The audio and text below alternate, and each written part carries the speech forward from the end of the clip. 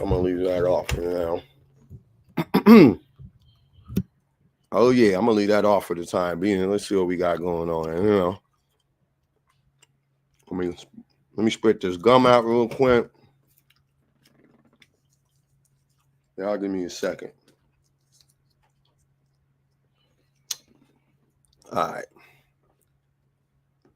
Yo, what it do? We back.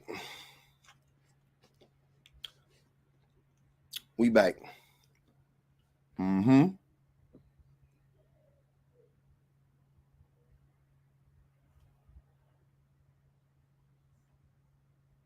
Okay. All right, man. I was chomping. That's how you get the jawline strong. You gotta You gotta Big League Chew. What's good? What's good? That gum is Big League Chew is real spongy. Very spongy. Yeah, that's what it's called, Bula. Mm-hmm. They said it was white flavor. Y'all nasty. What's good, YouTubes? What's good? What's good, YouTubes? Nah, we back. I dipped for a second. I came back. I got another. We gonna spin it. We gonna come back. We gonna do it again. One more again.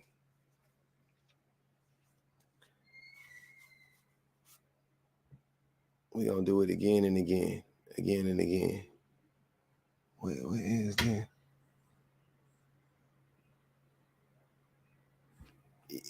I don't. Who is this slime lover? Who are you?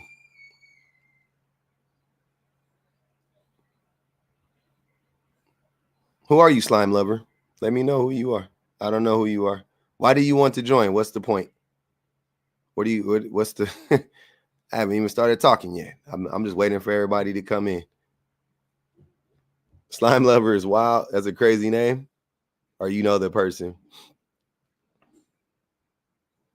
Slime lover. Thanks, Ashley. We trying to keep them spicy, man. We trying to keep the live spicy. Slime lover is a little bit of a wild name. This is your daughter's account. Okay. Definitely don't trust that. Why would I want to let you up on your daughter's account? It's crazy. Yeah. Thanks for telling me that.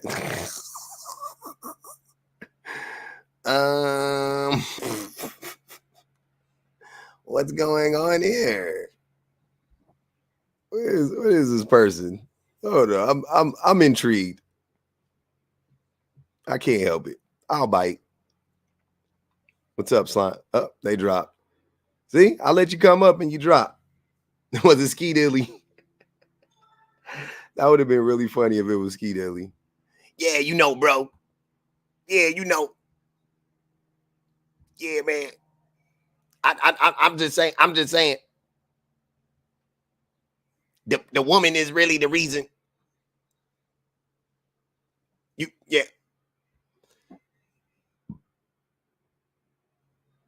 Ski Dilly sound like he don't do nothing but smoke cigarettes. Lesbian divorce rates. Are you a lesbian?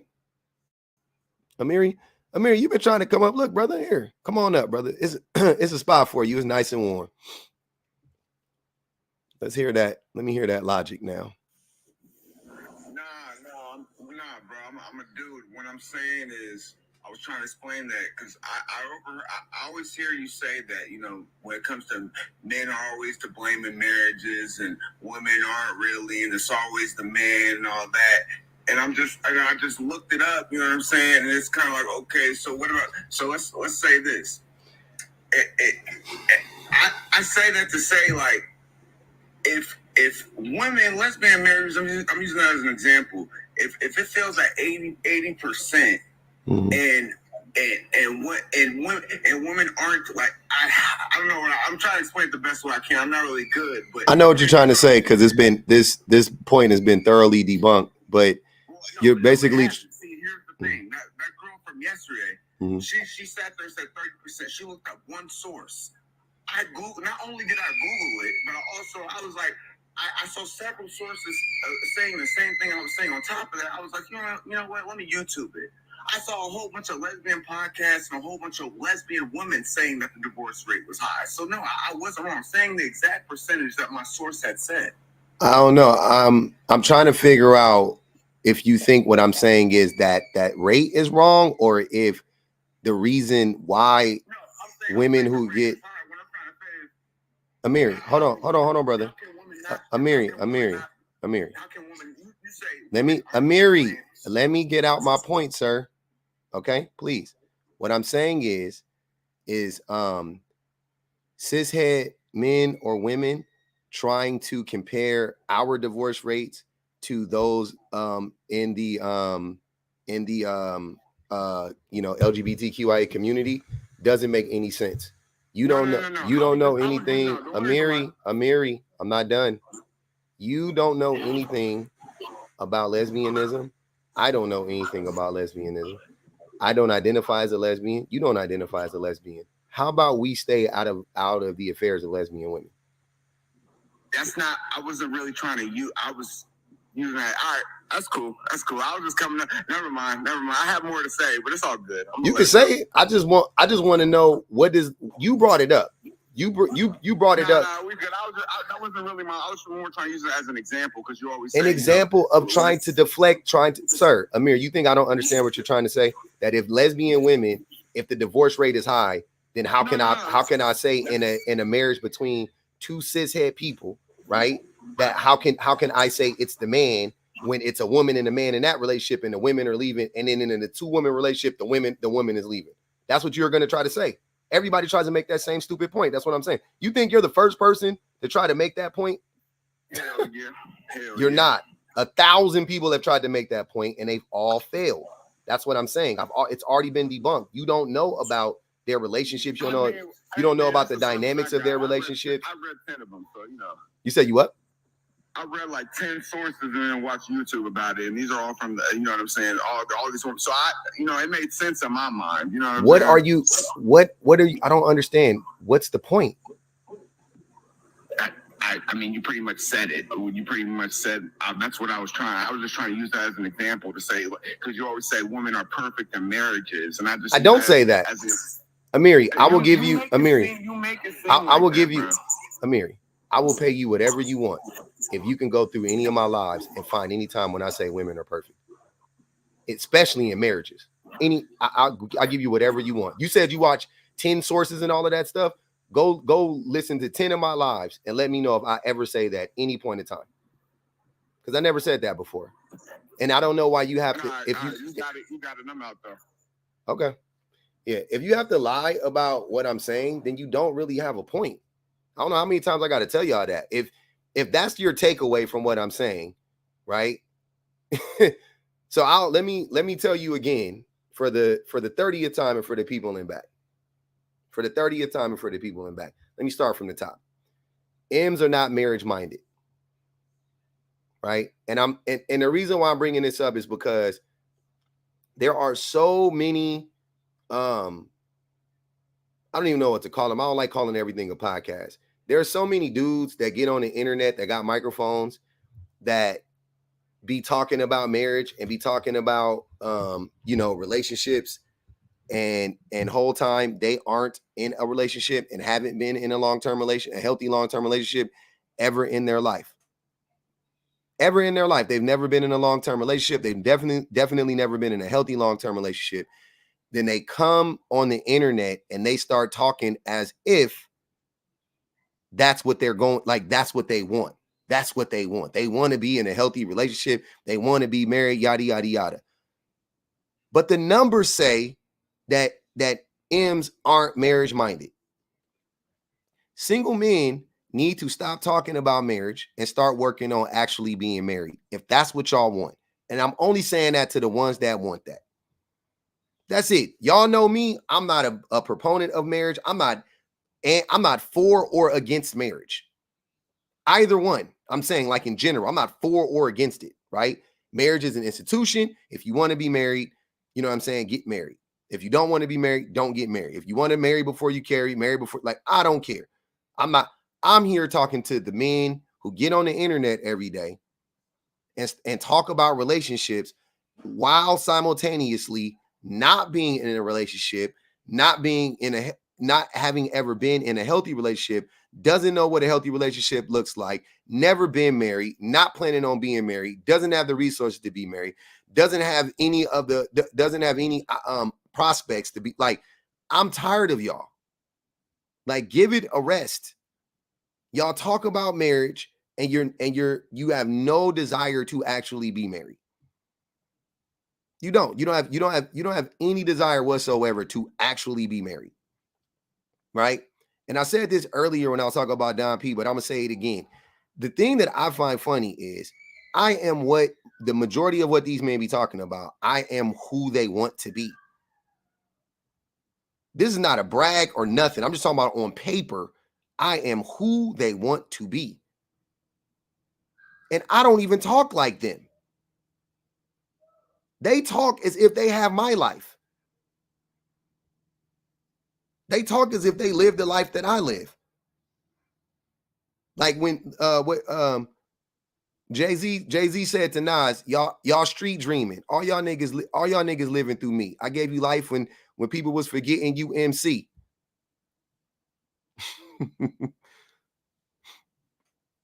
Like, that's how I really, like, I'm like, why do y'all living vicariously through men who actually be like, I am actually married. And by the way, being married doesn't give you any qualifications on speaking on marriage necessarily. You can speak on your marriage, but I don't, because you're married, I'm not like, oh, you should speak on marriage. That's not what I'm saying, right? Because there are some married men on here who are clearly not in healthy marriages. Clearly not in healthy marriages. And they get on the internet all day. They got side babies. They got babies out of wedlock. And I don't care about having a baby out of wedlock. I do care if you got a baby out of wedlock while you were married. I do care about that. That does mean something. So you got a baby out of wedlock while you were married.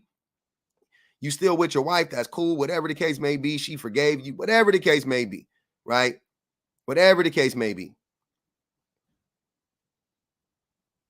Here y'all go. You married, you got a side chick, your wife want to sleep with your homies, and you up here talking about being married all the time, and the whole time your wife want to sleep with your friends, and y'all get caught up in a freaky threesome. You know what I'm saying? Whatever the case may be. Like, hey, just stop talking. Stop talking about it. You on here talking about relationships, and they come to find out. Thank you, LVW. Thanks for the super chat. LVW said, I'm doing God's work. Appreciate you, LVW. Thanks for the super chat. But whole time, you're not that guy, bro. You're not that guy. That's all I'm saying. So I'm here to tell you, if ain't nobody else gonna tell you, let me tell you. Let Big Uncle Public tell you. Cut the microphone off, cut the camera off, and go work on yourself. Y'all not really marriage minded. Y'all don't really want to be married. Most men don't want to be married. Right? Here's what I'm saying, man. I'm going to use y'all same logic because y'all logic don't ever make sense, and it gets exposed all the time. So make it make sense. And y'all stop me if I'm wrong. Are these not the same men who say that men have the key? Put a 1 in the chat if these are the men that I'm talking about. If these aren't the same men that say that men hold the keys to marriage. Put a 1 in the chat if these are the same men that say that men hold the keys to marriage. Over on the YouTubes, put a 1 in the chat. Let me see it. Put a 1 in the chat. These are the same men that say that men hold the keys to marriage. And relationships. Yep, same one. Whatever. Okay, cool. We got that established, right? I just want to make sure I'm gonna do it step by step. I'm gonna do it step by step. So we don't miss nothing. Okay. These are the same men that say that men hold the keys to marriage. Cool. Are most men married? Put a 1 in the chat if most men, I'm sorry. Yeah. Put a 1 in the chat if most men, if you know that most men aren't married. Put a 1 in the chat if you know that most men aren't married and never get married.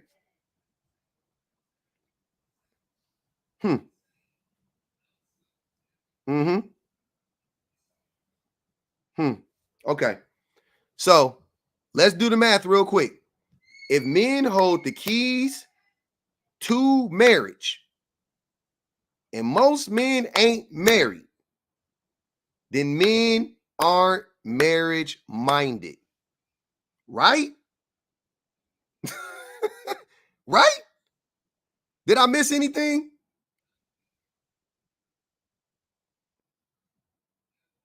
Did I miss any? Was there a step that I missed? Was there a part of the equation that I left out? Okay. So since we have that established, that most men are not marriage minded, right? Because and by the way, y'all, I want to be clear.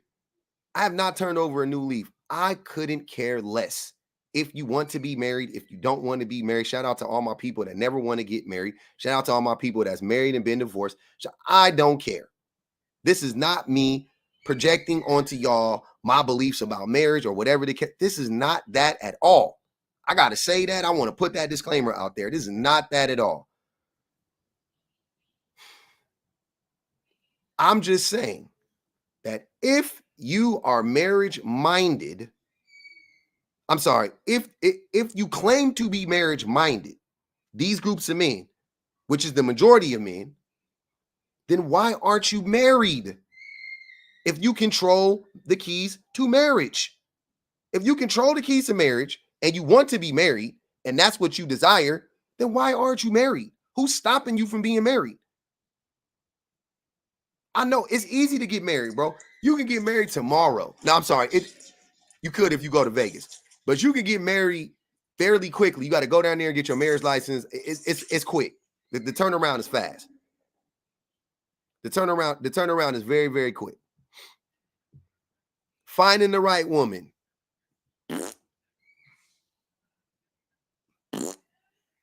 Finding the right woman is an excuse. There's plenty of the right women out there. What is the right woman? The woman that ain't going to challenge you, the woman that's going to shut up and let you walk all over her. Finding the right woman to abuse is crazy. D Rich, I appreciate it. Married with the baby out of wedlock is wild. Absolutely. Oh, you're asking the question? I don't know. It read like a statement, like you're like saying. Go ahead, King Loaf. What's up, man?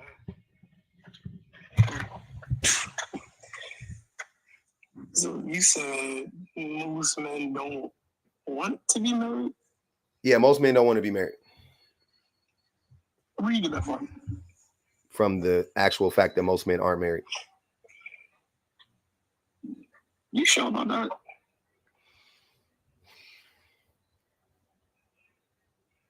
Yeah, I'm sure.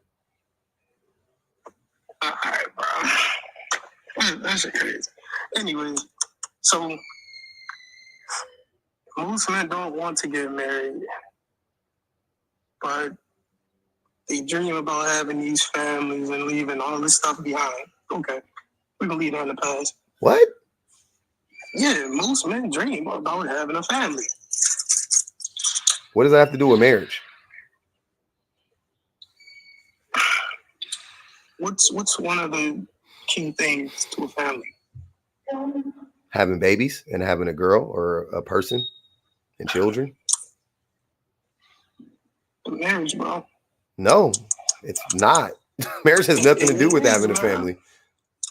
Most people I know that have families aren't married.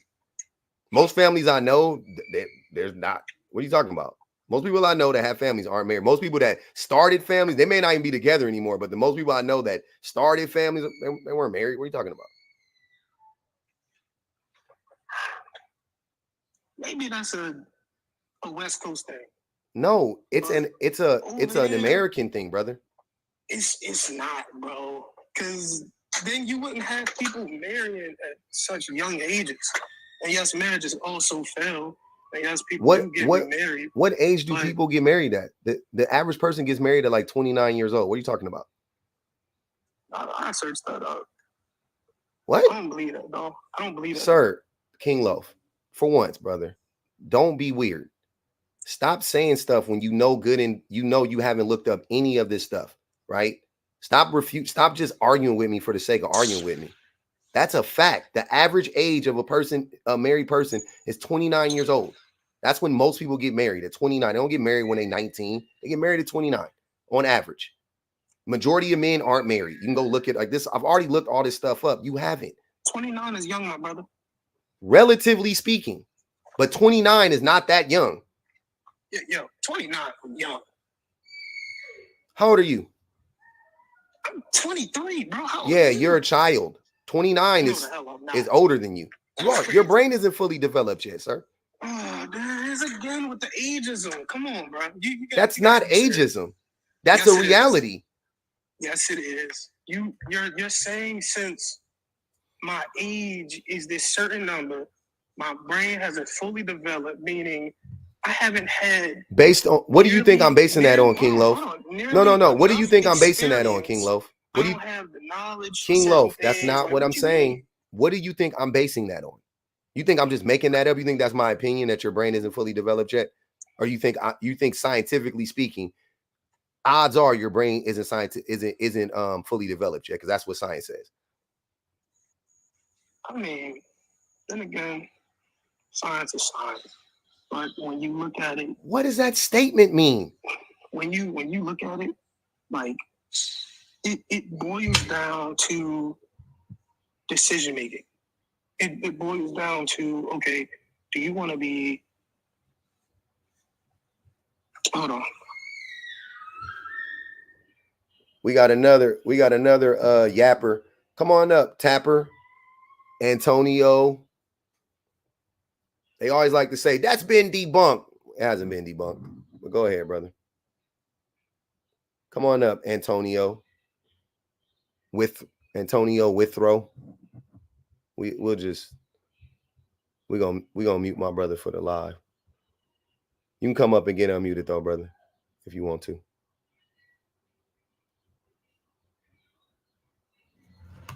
I'm back. My fault. Hello. Yeah. Yeah, it boils down to how mature a person wants to be. Okay, I couldn't care less about that. What's the point? I'm trying to let's get to the point. That's my point, bro. Like people, you can't tell me that a 12-year-old who has clearly gone through some things. King Lo, why aren't you married? Why aren't you married since people get married so young? You 23. Why aren't you married? Because why? It's not the right time for me yet. Why not?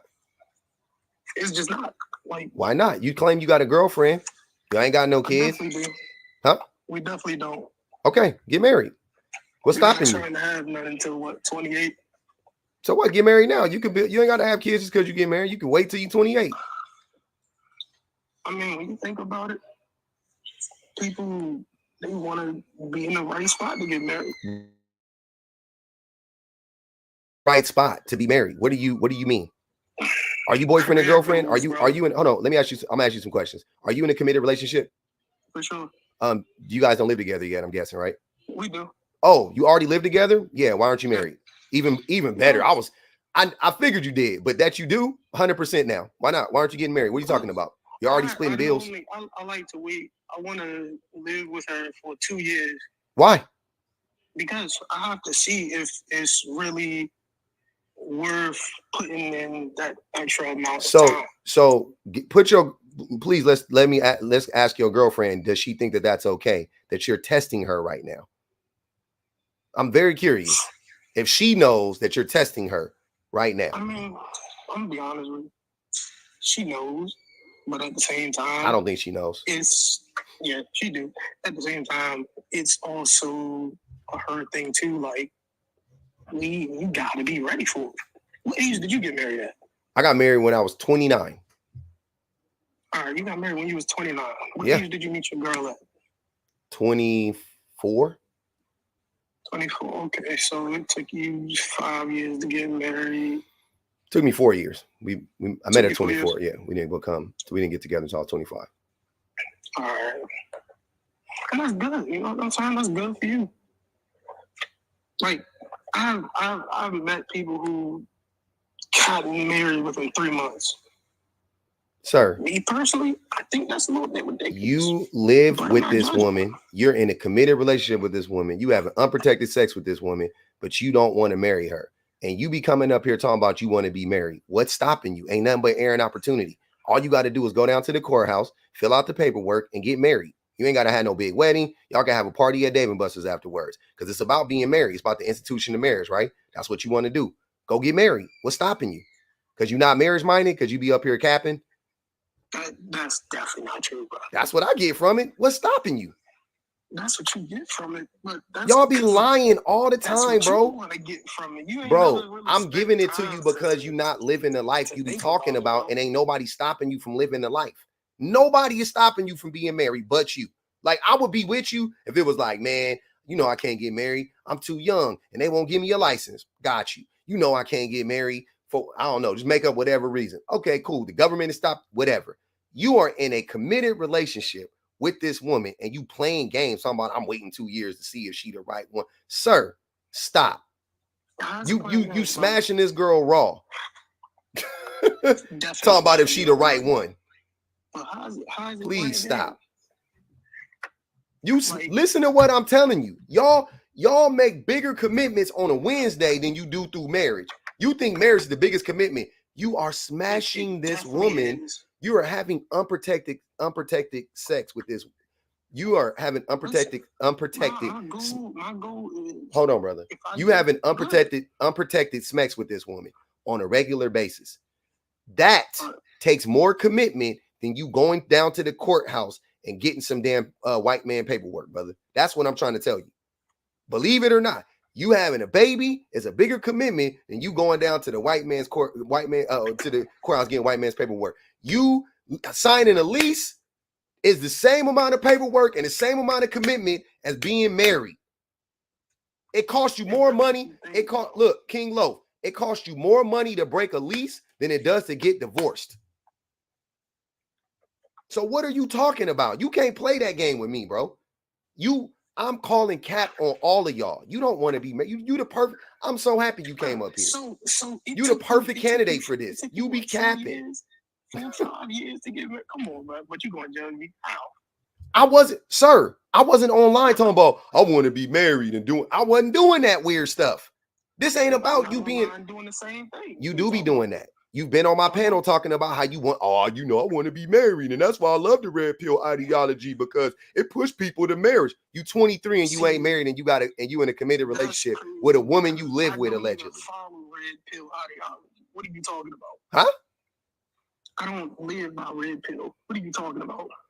Who said you live by it? I'm just telling you what you told me. You said that's why you like it. Yeah, you said I follow red pill ideology. I said that's why you said you like it, bro. You said I like red pill ideology. This is literally what you told me, King Loaf. That ain't what I said, bro. That is what you said. Bro, I don't need to put no words in your mouth. You've been lying this whole time. You lying right now. You told me that you ascribe to the red pill ideology because they push family. That's what you said. When did I say that? A fortnight ago. I don't freaking remember the exact day. You told me that on my own live. Bro. That's crazy, bro. I definitely don't have no recognition of saying that. Okay, well, you should probably stop saying stuff that you don't mean, because you do that a lot, by the way. You say a lot of things you don't mean. If you sure about that, bro, that's good. Anyway, so my question is, men shouldn't talk about being married, right? Men like you specifically, you shouldn't talk about being married because you don't really want to be married. Men shouldn't tell women if a relationship advice, this, that, and the third. Hell no, especially men like you. Like I can't drive that point home more. Especially men like King Loaf. Hold on, King Loaf. King Loaf, stop talking while I'm talking. King Loaf, especially men like you. You shouldn't give any woman advice. You shouldn't give anybody advice on relationships at all. But you definitely should not get on the internet anymore and talk about how you are. Hold on. Why are you talking while I'm talking? You definitely shouldn't get on the internet anymore and try to start talking about and telling people that you are for the marriage and you want marriages and all of that stuff. You need to stop that.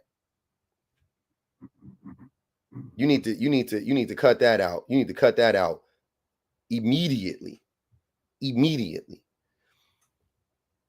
Turn the page said, truth telling in full effect. Appreciate the super chat, man.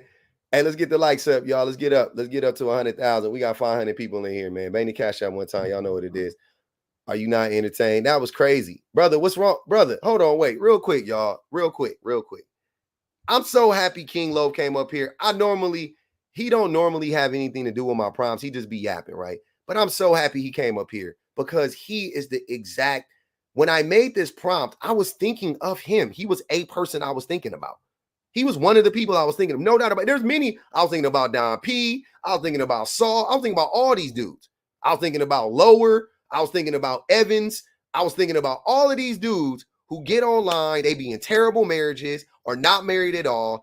And they be screaming at the top of their lungs about marriage and marry before you carry and judging people for this and judging people for that. And the whole time they are not the people. They are the very Pookies and Ray Rays that they are talking about the whole entire time. Me on the flip side, and here's what I'm saying. Here's what annoys me.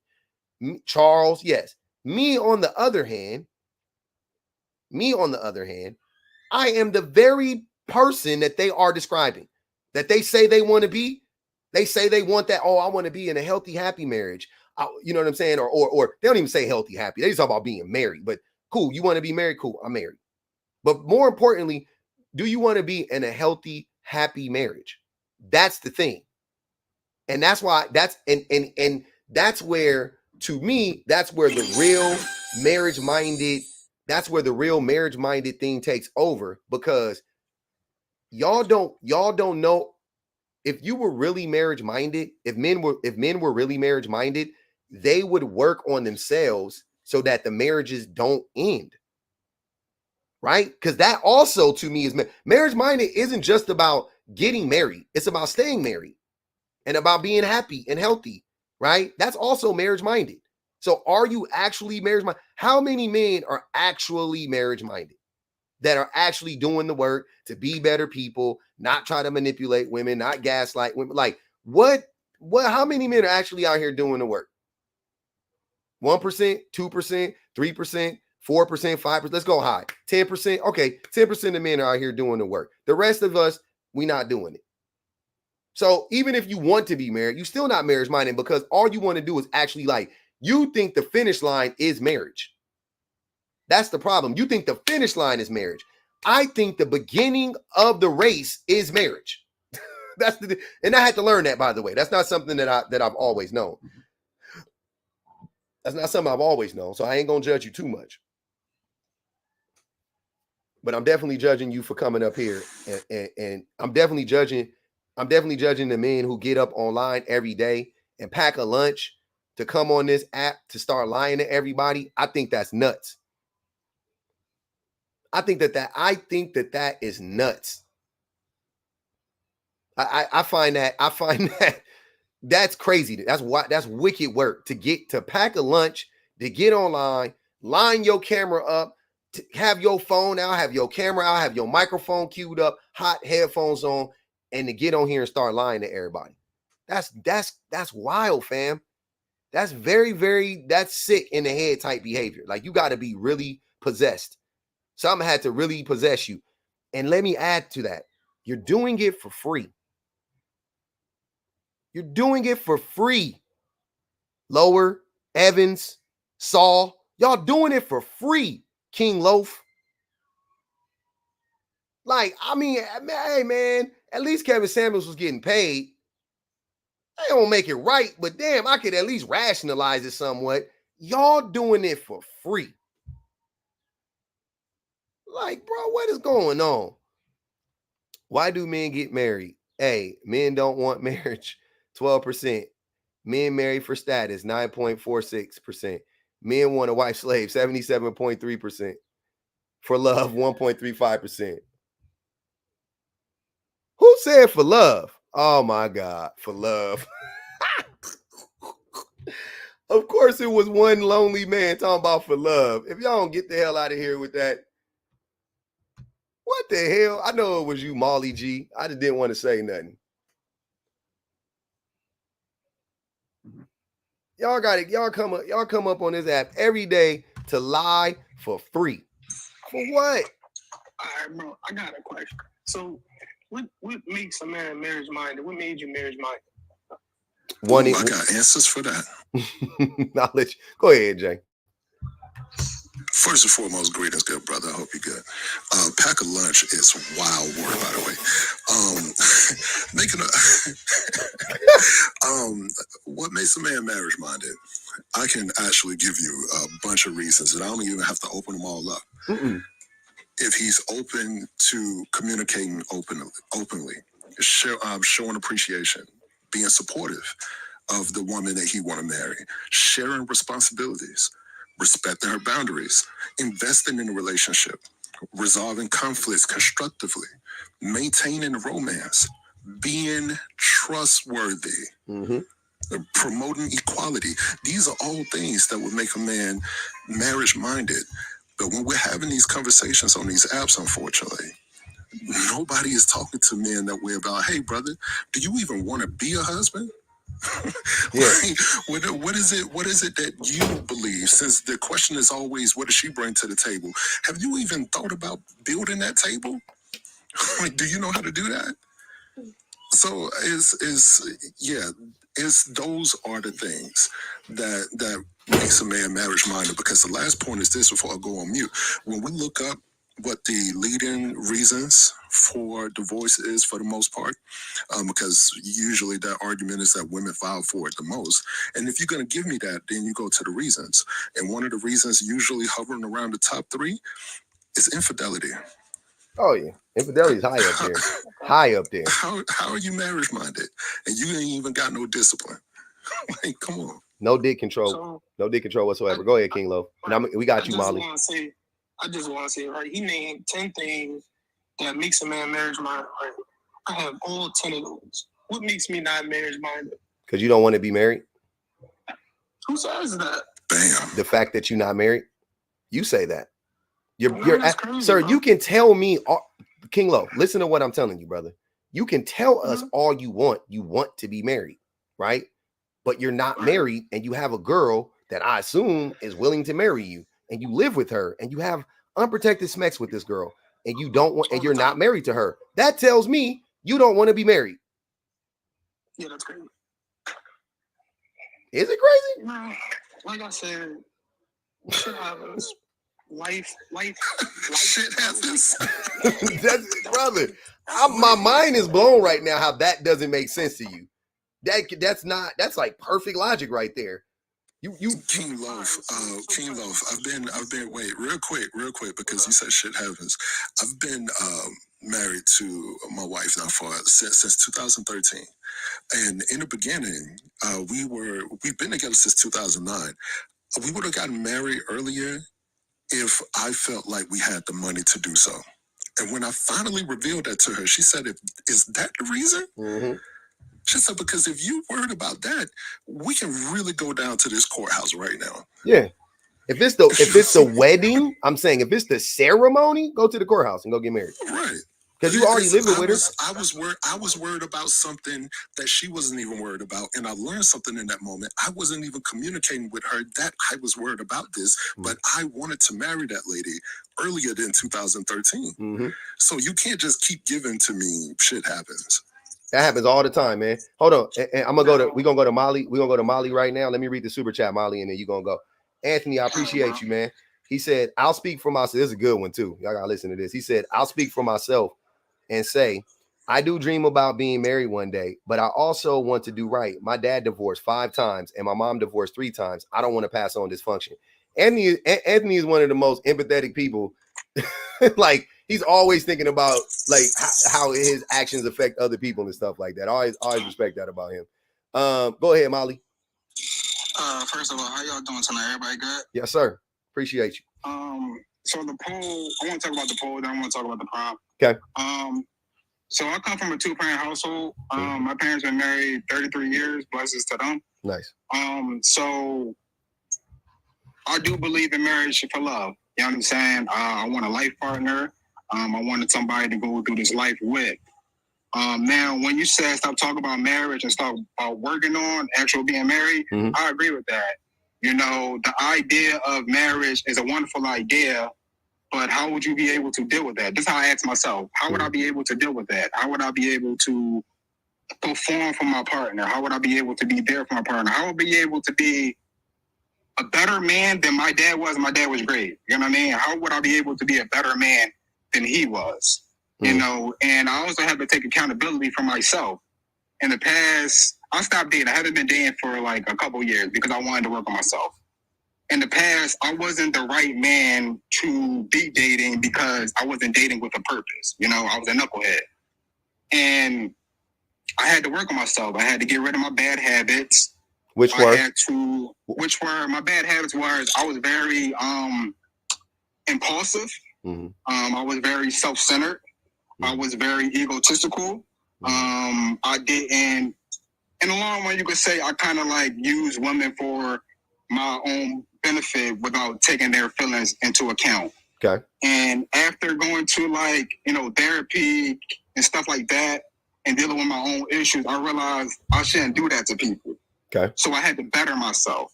Now, I'm not saying I'm a perfect person. No, not at all. I'm still working on myself. But I would love to be married. You know what I'm saying? I don't believe that women are malicious. All women. I don't believe all women are malicious or out to get me, to divorce me and take my money or put me through the ringer. You know, there's some good people out here, just like there's some bad people out here. And I kind of like what you be saying, public defender, because you kind of like try to open the eyes to men and women. A lot of people get defensive. I don't really get defensive. If you're gonna put me on game, please put me on game. We all just trying to make each other better. Facts. Yeah, that's all we're trying to do, or that's all I'm trying to do. And I feel like one of the main ways that we can make each other better is by not lying to one another and acting like men are getting like that. Most of these men are getting on this app and they actually do care about people's well-being and stuff like that, because the stuff that I hear coming out of most of these dudes' mouths that claim to be marriage minded is nothing but gibberish. It's one thing though, let's say like impulsive as in cheating. No, not cheating. I never cheated on a girl. I would never cheat on a woman because I don't believe in cheating. Okay. When I say impulsive is I had bad money control. If I wanted something to buy, I will buy it. And that's not somebody stable for a husband. Yeah. That's what I mean when I say impulsive. What about, I ain't gonna even ask you that, but yeah, that's fair. Go ahead, ask me what you want. No. I was going to say like another thing about impulsivity would be if you were to like be like get agitated fast, you know what I mean? Like, so if your girl, anger? Yeah, like getting quick to anger, stuff like that. Yeah, I used to get frustrated a lot, you know, work, life, my position in life.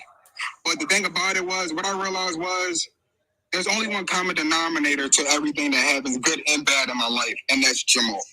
You know what I mean? So, like, if things bad happen in my life, there's probably a reason behind that, and I need to fix those reasons. And the good things that happen in my life are probably a reason behind that, and I should enhance those reasons. Yeah. Somebody said accountability. Yes. Accountability is big, especially for me. You know what I'm saying? I don't want to put my blame or anything that happened to me on no one because I allowed it to happen or I encouraged it to happen. That makes sense. Yeah, I respect it. I do. I respect it. Though, are you with a woman right now? No, I'm not with a woman right now. Like I just said again, I date for purpose, and I'm also Muslim. Okay. So, I'm not going to date a woman to waste her time. I'm not out here to waste people's time. You know what I'm saying? If I'm gonna date you, I have plans to. I also don't have children either. I plan to marry you, make you my wife, and have a family. I want to do the same thing my dad did. My dad didn't have kids out of wedlock. He married my mother and had me. I want to do the same thing, follow his example. Yeah. So the reason why I was asking, do you have a girl, is because it sounds like you did all of this work and you did it without a woman, which is great. That's first and foremost. But if you had a girl and you were living with her and you were having unprotected sex with her, would you feel like marriage would be like a big step for you, or would you feel like, oh, I should probably just get married? No, not at all. Because a lot of times what we tend to do, we like we fall victim to the pleasures of the flesh. You know what I'm saying? If I'm going to put myself into a woman unprotected, I better plan on marrying her. Yeah. If I have to take the risk of having a child, because a child is a very large responsibility. Yeah. You know what I'm saying? I'm going to want to marry her. And the reason why I don't have children right now is because I wasn't in a position to have children or be married. And I also didn't date women I felt as though me and them were compatible. Like I said, I was a knucklehead. What position was you in? Missionary or how? You're funny, bro. I just mean position in life. Oh, okay. So, but because I'm asking, because King Love said that it's not like, to me, that's why I was saying to King Love, it's not really making sense to me, because he with this woman and he is sleeping with her unprotected and shacked up, but he don't want to marry her. He's saying he want to. Never said I didn't want to marry, bro. No, I'm saying you don't want to marry her right now. Like, you could. Let me mute up. I gotta clock out. Okay. Yeah, you saying you don't want to marry her right now. You talking about it's 2 years away, brother. That's a long ways away, fam. No, I'm saying it's 2. No, what's that? Yeah, I want to hear this reason too. He gonna have to give me something better than shit happens. And we gonna wait. We waiting for this one. I want to hear this one. This one crazy. He already said the reason though. He said he wanted to wait 2 years because he testing her. And I was like, does she know that she's Testing being? her. That's what he said. And I said, does she know being tested? And he said, oh yeah, she knows. I was like, that's interesting.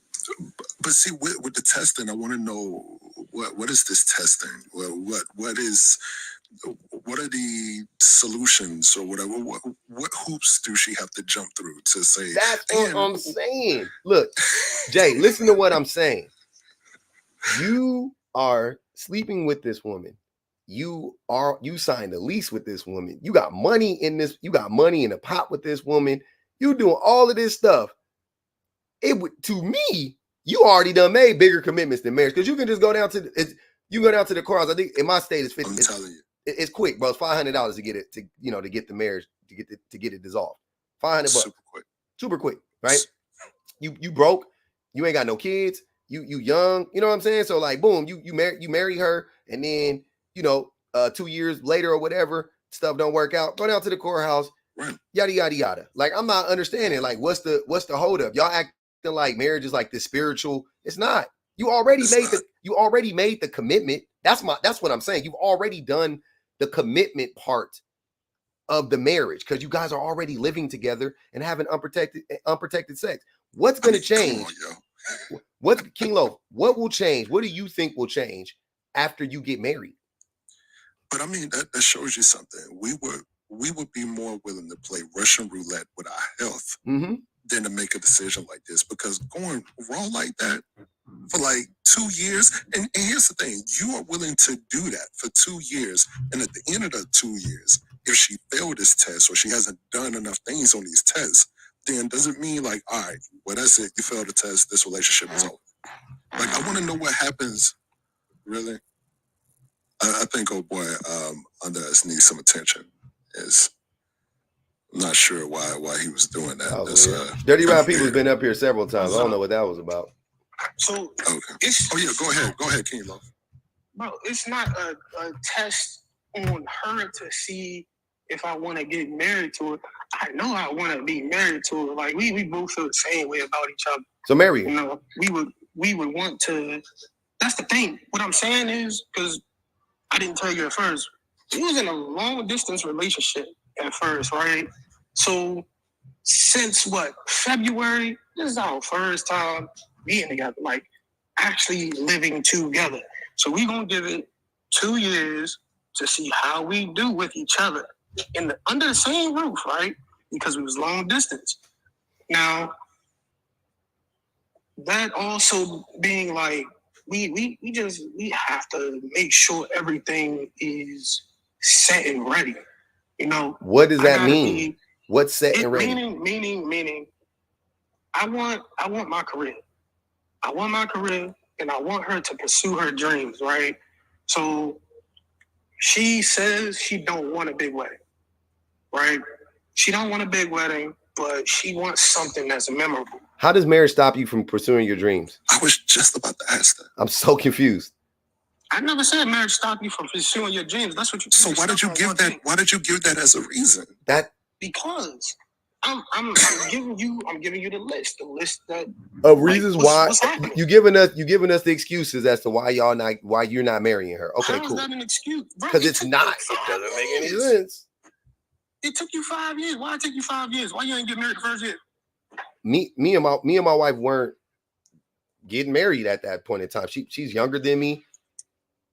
Come on, I already told you. And look, for me, hold on, wait. I just told you we would have did it. Yeah, let me help you out, King Lo. Sir, I've already explained this to you too, brother. I was not going around telling people I'm gonna get married one day and I can't wait to get married and coming online talking about marriage. I wasn't doing that. I told people that either. You stop.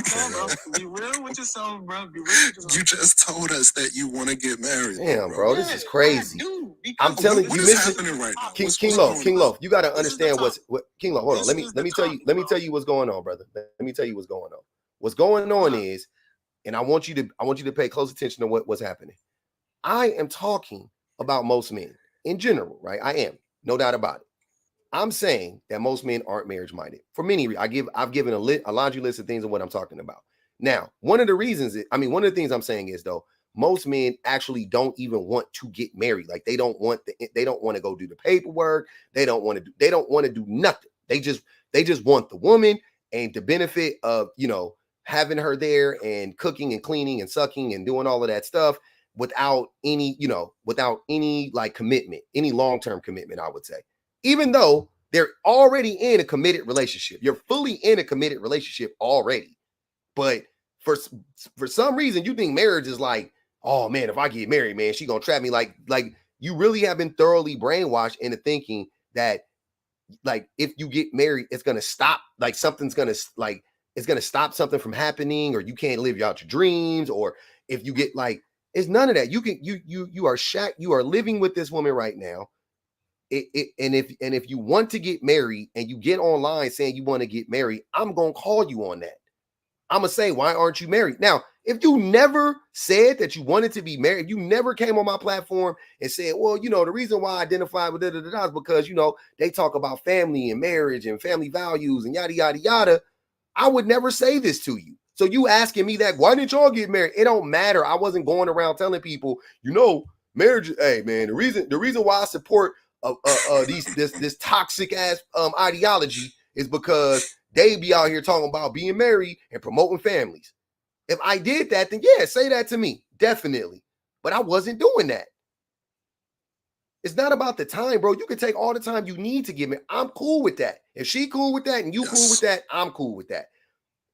That is a completely different thing than to get in these spaces and be talking the shit you be talking. That's what I'm saying. That's the hypocritical part. That's the part I want to focus in on. Go ahead, dirty rotten people. Don't be up here acting weird either, man. Yeah, so I've been listening for a little bit. I guess my thing is, dude, I'm not really so sure. Like I know, like a lot of men,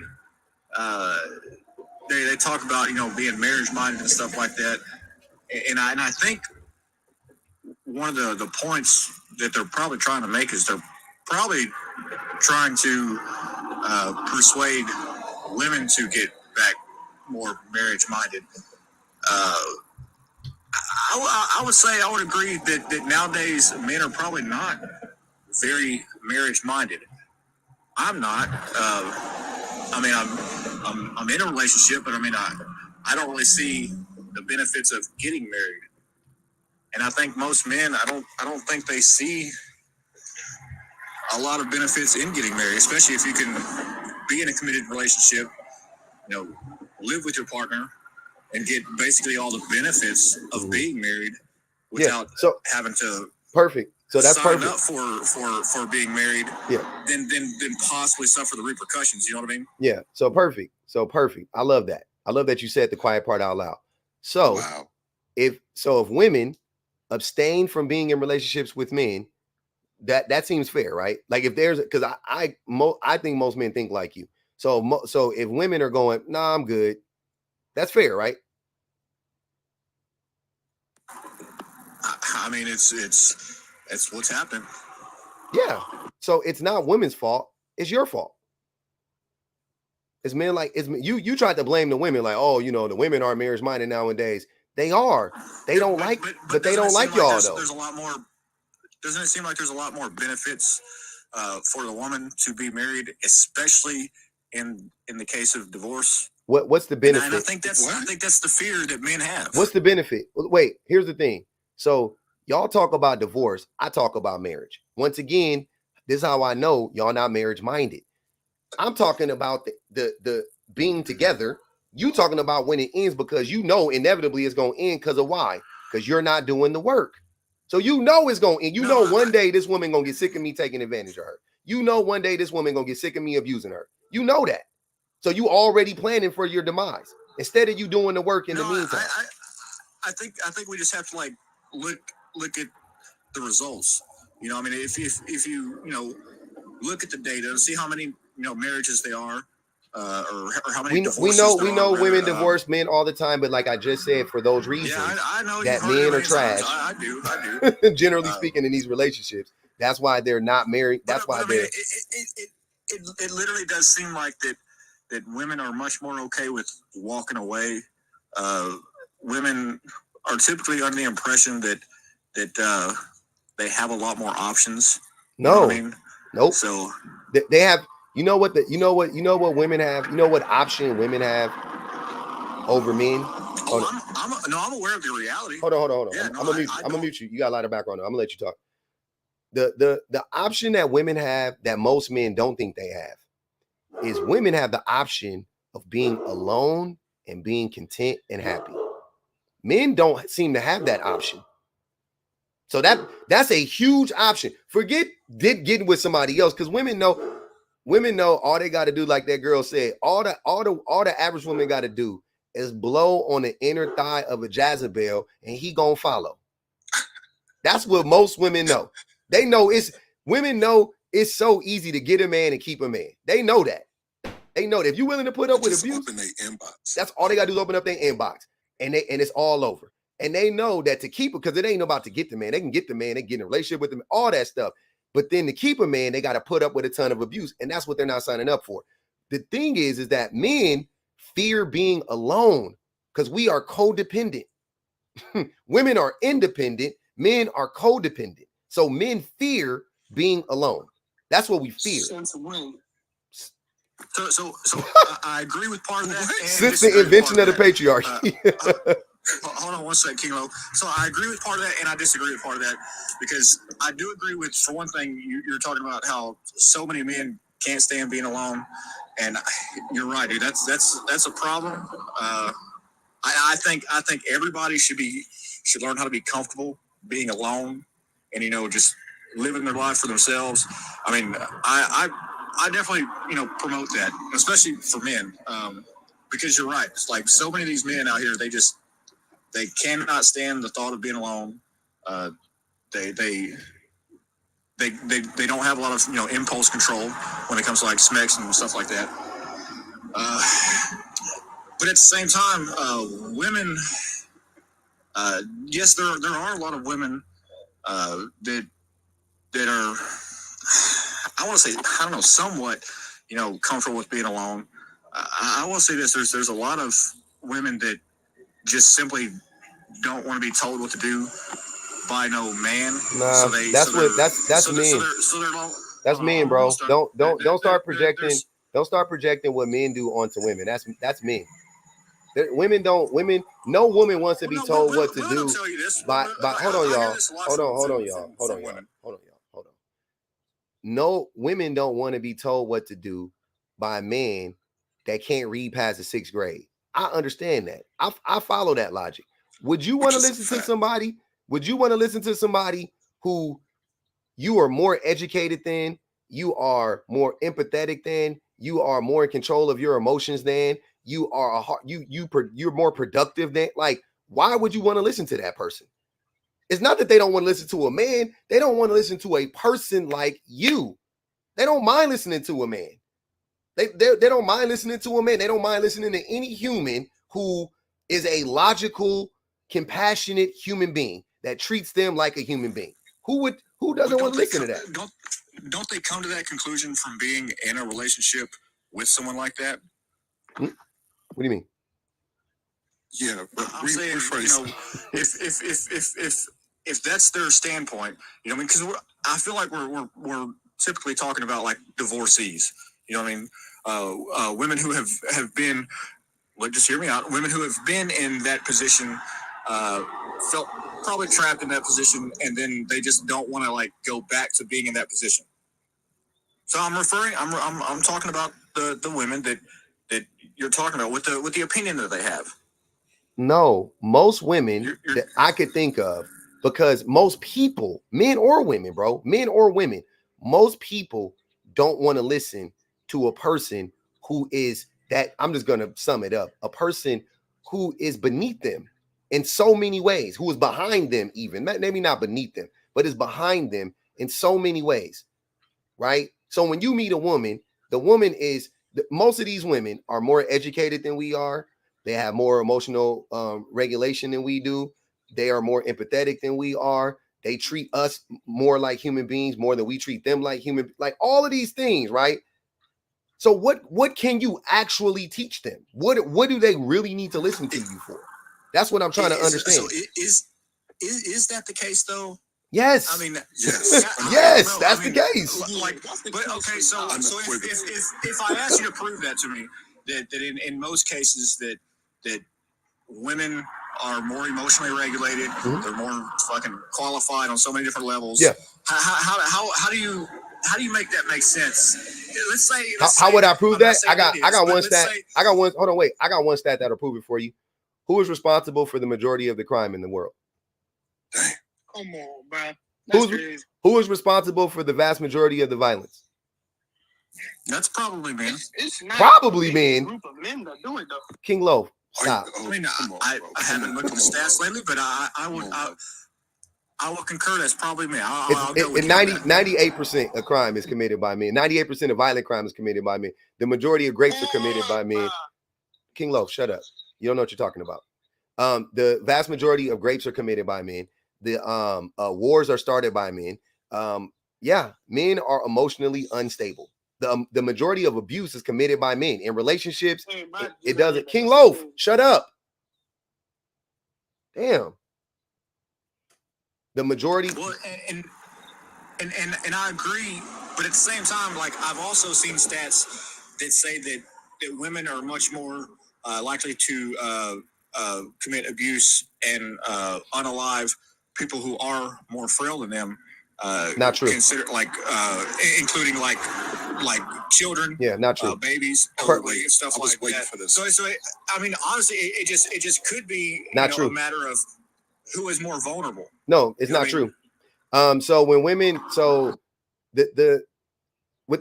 before we even get into the numbers, let's just talk about it. Look at it like this. You have to look at it per capita, right? So per capita, men are way more violent. Men are way more likely to harm, people who they're in charge of and taking care of, right? But the reality is that people don't trust men to take care of frail people. Why do you think that is, Dirty Rotten People? Because men have been proven to be neglectful and to be physically abusive. So that's why. So dirty. You said what? What'd you say, Jay? Real quick, it ain't even got to be that one, even though that one is a fact. Have you heard the reason why a lot of morgues don't want to hire men? Yes, because they be hunching on them unalive bodies. Like, Anywhere, everywhere men go, we do the wildest stuff. Like you can't, brother. There's no way around it. So the reason why more overall, more kids are abused, and the abuse, neglect is abuse. But the number one form of abuse from women to children is neglect, not grapes and not physical violence. It's neglect. It's neglect. Both is neglect, men and women. But physical harm, physical abuse, men way more. Unaliving per capita. When a man is in charge, when a man has access to children, the rate of abuse in that home goes up. It goes up. So you can't make this like that claim that women are what y'all got to dig into the numbers. Y'all heard it on TikTok. You read a meme, and here you are regurgitating it. Don't do that. And I'm not going to defute that. You make good points, valid points. I can appreciate that. But at the same time, when it comes to like the development of children, there's also plenty of stats to state that children are much more successful having a father in the home. So, okay, I'm just saying. You want to get into the nuance of why that is? Like, what does that got to do? I mean, sure. I mean, that's why I brought it up. What are we? I'm confused as to where. Why? Wait, Dirty Rob people. What is the point in all of this? What are you trying to get to? Because we're getting off somewhere. Where are we going? Where are you trying to lead us? Yeah. No, I completely lost track of the original point. You're just going down this line of like trying to prove that women are just as top, but there's no way you can prove that. So what I was saying initially was that men are so far behind women in so many things. We're so deficient in so many areas compared to women, and that's why they don't want to listen to us, generally speaking. Yep, but that's gonna be kind of tough to prove that to me. I already proved it. And most, I don't know that you did, because I mean, most men, it seems like that they live lives that are much more demanding of them, and so therefore that's another pivot. It's pointless to what we're talking about. Of experience. Like people don't want to like hear their excuses as much. You say that men live life. Hold on, wait. Dirty Rhyme people. Who has more pressure on them?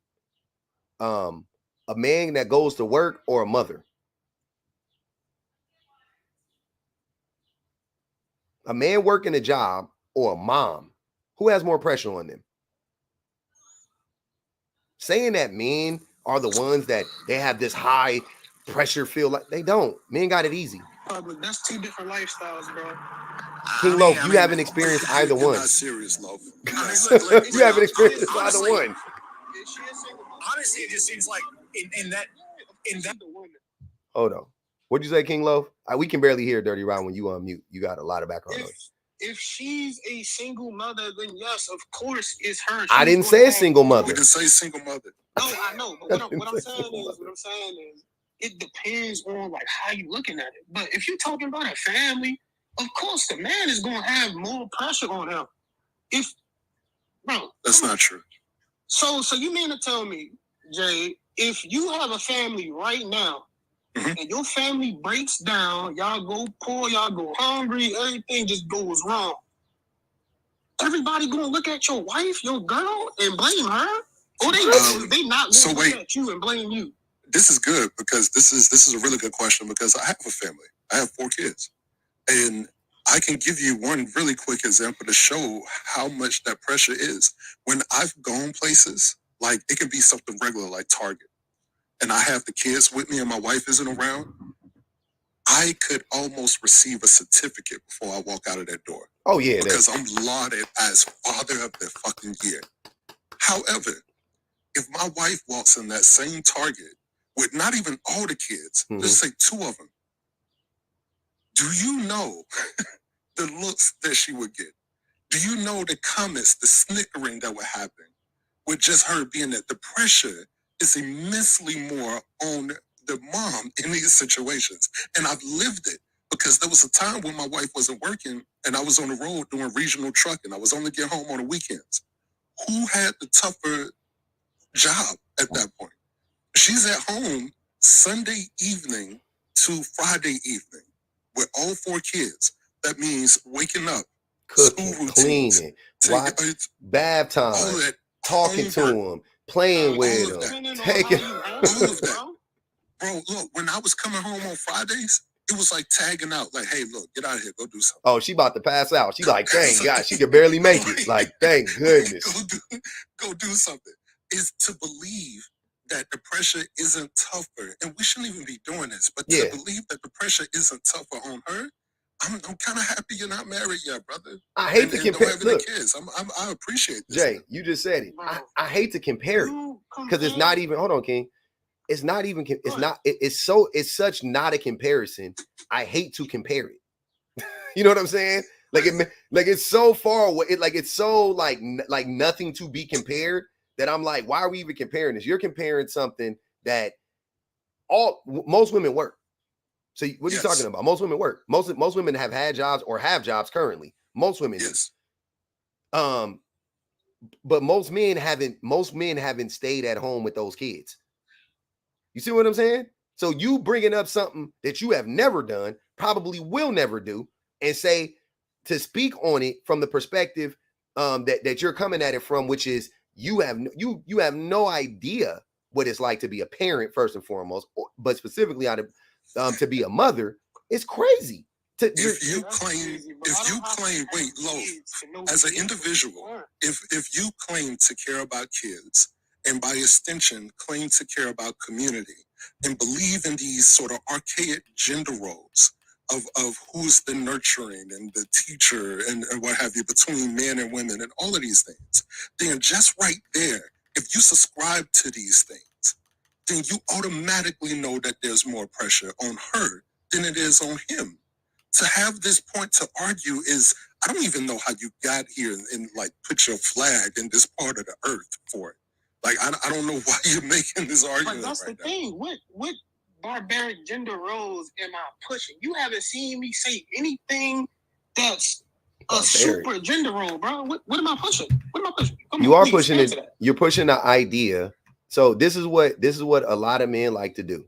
A lot of men like to downplay a woman's contributions, right? That's crazy. That's not crazy. That's what you're doing. That should not happen. But that is what you guys are doing, though. So I'm helping you. I know. I have not done that. That is what you guys. Hold on, you guys. Hold on, wait. That's what you guys are doing when you say that men have these. What I'm doing. That is what you're doing. No, sir, I can't let you do that. What that is, bro. Whether you mean to do it or not, whether you're doing it intentionally or not, that is what you're doing. That's what I'm saying. It's okay. It's one thing to not mean to do something and then do it and then go, oh, that I didn't mean to do that. And it's another thing for people to be screaming. Hold on, Dirty. You're not even. Stop. And it's another thing to have people explaining to you what you're doing and to be so defensive that you are unwilling to hear what they're saying. Because I'm telling you without a doubt, that is what you are doing.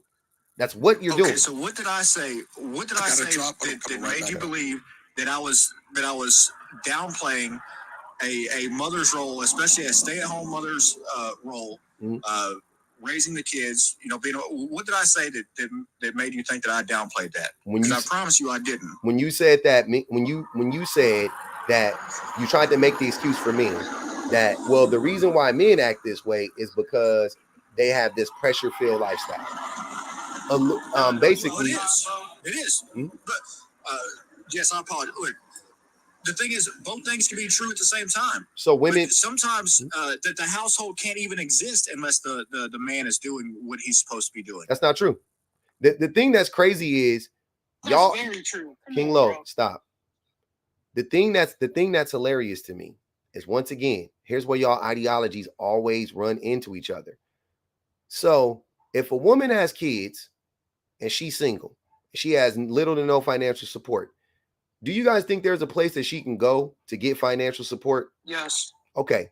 So, but does the pressure on her change? Is she still the one? Like, the pressure on her still changes. I mean, it's still the same because she's still taking care of the. I mean, actually, it goes up once the money goes away, right? But she can go get the thing that, because Dirty Rodney said the house couldn't exist. The house would exist without you. It may not be that house, but a house will exist. Food will be on the table. You see what I'm saying? With or without you, The food will be there and the house will exist. That's my point. So you can't sit here and give men all, because the point I'm trying to make, y'all, is that the things that you guys are claiming that, and here's why I hate when men do this, you relegate men to this role of provider, right?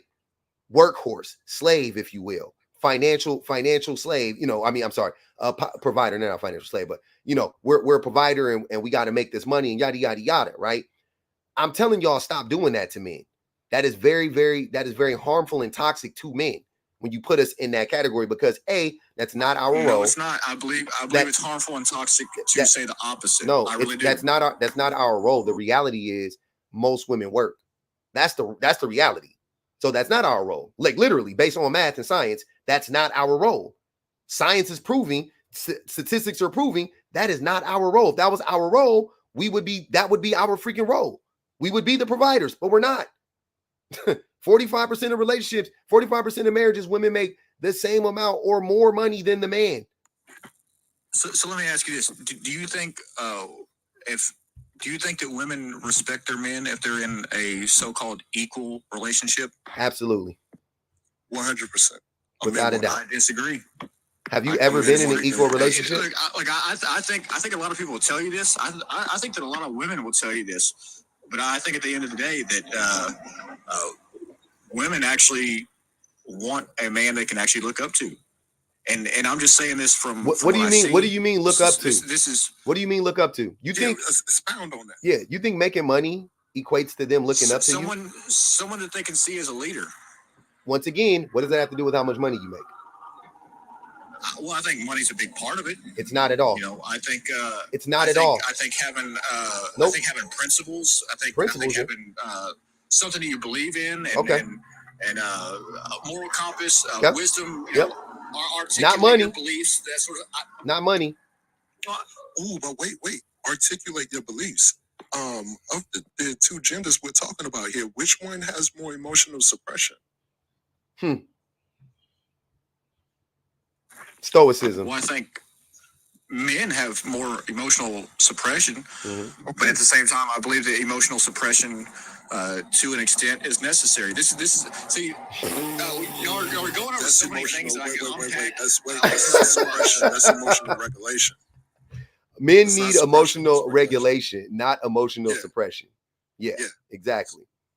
That's crazy. So there's not a level of suppression when it comes to regulation. I mean, honestly, there cannot be regulation without a little bit of suppression.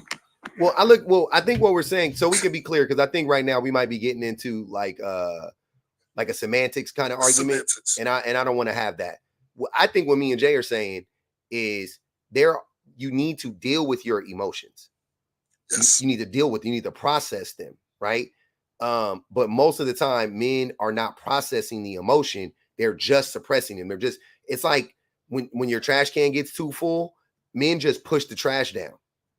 You know what I'm saying? We just push it down, and then we put more trash on top, then we push it down, then we put more trash on top, then we push it down, then we put more trash on top, and we push it down. Like at some point in time, you got to take out the damn trash, brother. At least the ability to be able to do it. Like, here's what I'm saying. That's partially listen to what I'm saying. Listen to what I'm saying, everybody. In an extreme case, I'm with you. An extreme case, like a bear chasing you, like somebody broke into your house, and you got to remain calm, and you got to cool. I'm with you. Suppress it, whatever. In the moment, definitely. There's definitely a time to, like for that, like just to cool. You don't want everybody around you. Scenario, who would be better, men or women? Women. You don't want everybody around you freaking out.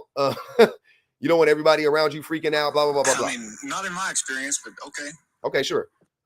Men escalate problems. Who would be? Thank you, Jazzy. Who would be the one to? Because when you say that, who would be the one most likely to de-escalate a problem? A man or a woman? To de-escalate a problem? Mm-hmm. Yes.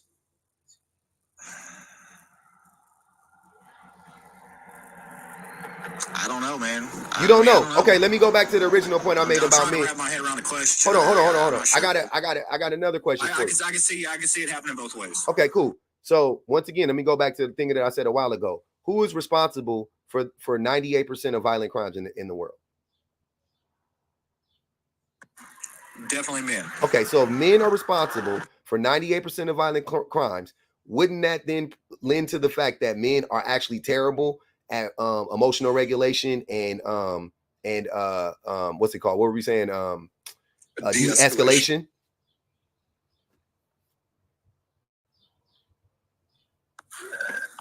Well, I don't know if that quite states that or not. I mean, to be honest with you. What do you think leads to violence? I mean, the thing is, what do you think leads to violence, sir?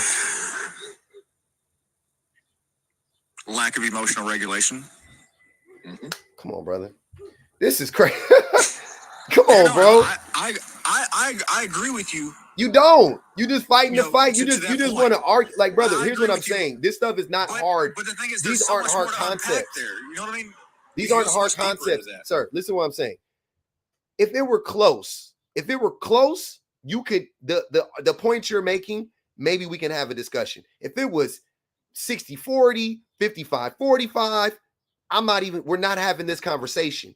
It is 98-2.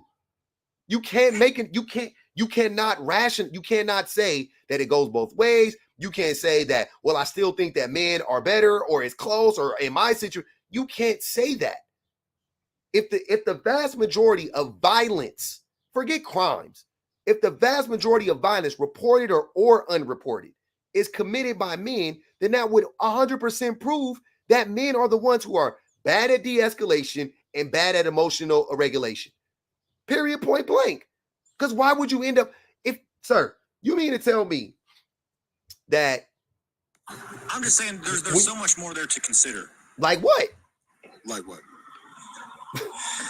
So if you take, for example, look, I'm just kind of thinking of scenarios. That's the thing. Like I would just be thinking of scenarios right now. I mean, that means you don't have a point. I ain't gonna even hold you. Men have, that are out here living violent lives. We don't know how much they have de-escalated before they did the one thing to put them in prison. You know what I mean? Like that they're living a violent life. The thing is, I can't come to a hard conclusion based on that alone. Wait, let me answer. Hold on, brother. Let me answer this super chat real quick.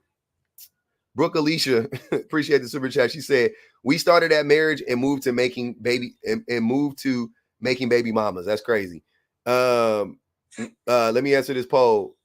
It says women it's happening in real time. I was about to answer it. Anyways, yeah, bro, this isn't rocket science. This seems really easy to me. I'm not understanding how we just can't accept the fact that men actually aren't good at regulation and men actually aren't good at de-escalating situations, and we are very impulsive and unstable in a lot of cases. Like that's like, I mean, it would probably have a lot to do with anecdotal experience. No, I'm basing this on, you know what I mean? Well, you're saying your point would be based on anecdotal experience. My point is based on the actual data. You would have to give me anecdotal experiences. You would have to say, well, in my circle, I've never seen that. I'm going to say, regardless of what I've seen, I know that the vast majority of violence is perpetuated by men based on the science, based on the data. And from what I've seen, women are a lot worse at emotional regulation. Based on what? I mean, from what I've seen. Based on what? Just my own experiences. So you're just making up stuff. Crazy. There you go. Completely anecdotal. I'm just telling you what I've seen. Okay. I mean, what have you seen? What have you seen? How many women have you seen? How many men have you seen? How many times have you seen or you yourself been in a fight? Well, I mean, I used to fight a lot in a controlled manner. Okay. So I don't know if that's what you're talking about. No, okay, outside of a controlled manner. Only a couple times. Okay. The men in your life, did they used to fight a lot or ever? Men, your friends, your family. Past, yes, family. Yeah. Yep. Generation before me. Yep. Fighters. Yep. Fighters. What about the women? Also very violent. Also very violent? Actually, they seem to be a lot more permissible with allowing themselves to be violent because there's less repercussions. What do you mean? I see women physically abusing men a lot. I mean, just even from people I know in relationships. I mean, women do this a lot, but there's no repercussions for it. It's just not in the culture to hold them accountability in that area. Not true. I agree. Accountable. Excuse me. It's not true. It's not true at all. Go ahead, Rough Draft. Okay, yeah. I mean, maybe that's not what I'm seeing. Yeah, go ahead, Rough Draft. What was the topic? What was the topic? I did agree with what you just said though, because there's a lot of laws made for women because they have the right to vote. That right to vote gives them a lot of leeway. The right to vote gives you a lot of leeway. What does that mean? For women. What do you mean? Just like he said, women hitting on men, and then no consequences. What does voting have to do with it? Yeah, I'm not. Why are y'all so y'all are scared? Hold on, Rough Draft. You guys scare me. I wouldn't say it's hold on, because hey of voting man. alone, Hold on, y'all. Hold on, bro. Okay, all right. It's a lot of noise and a lot of people starting to talk about the gig. Look, sir, y'all be hold on. You got a lot of why y'all microphones is crazy. Rough Draft, y'all be scaring me how y'all be coming up here talking about women's rights to vote and like trying to attach that to anything negative. And that's like a new phenomenon right now. Like I can clearly see there's an agenda that like men are trying to attach a lot of negative things to women having the right to vote, like just randomly out of nowhere. Like the thing you just described has absolutely nothing to do with women having the right to vote. And I'll prove it to you, because black people have the right to vote, but do we get absolved of our crimes? Do we get more leeway because we have the right to vote? No, we actually are more policed than everybody else in this country. We're over policed. So that's stupid. The right to vote is not connected to women not being challenged or whatever the hell point you was trying to make. That's weird, bro. That's y'all really creeping me out with that. Like y'all really crazy. Like that's crazy, man. Because y'all just doing it. I could see the rhetoric ramping up. Like everything that's happening negative is like, oh, that's because women got the right to vote now. Oh, global warming, women got the right to vote now. See what happened when women got the right to vote? Like what? Why are young women uninterested in marriage? A, avoiding abuse from men, 40%. Not enough alphas around, 0%. It only benefits the man, 50.86%. Careers more rewarding, D, 8.62%. So yeah. So quickly, history, and not even deep, way back history, will prove something that Rough Draft is saying there that was wild.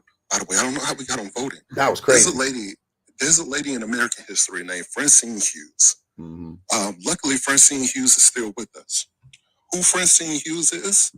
Well, after 13 years, I think she passed away recently. Sorry about that. After 13 years of being abused by the man that she was with, she snapped. And when the case came around, she was found not guilty due to temporary insanity, which was later changed to battered women syndrome. Mm-hmm.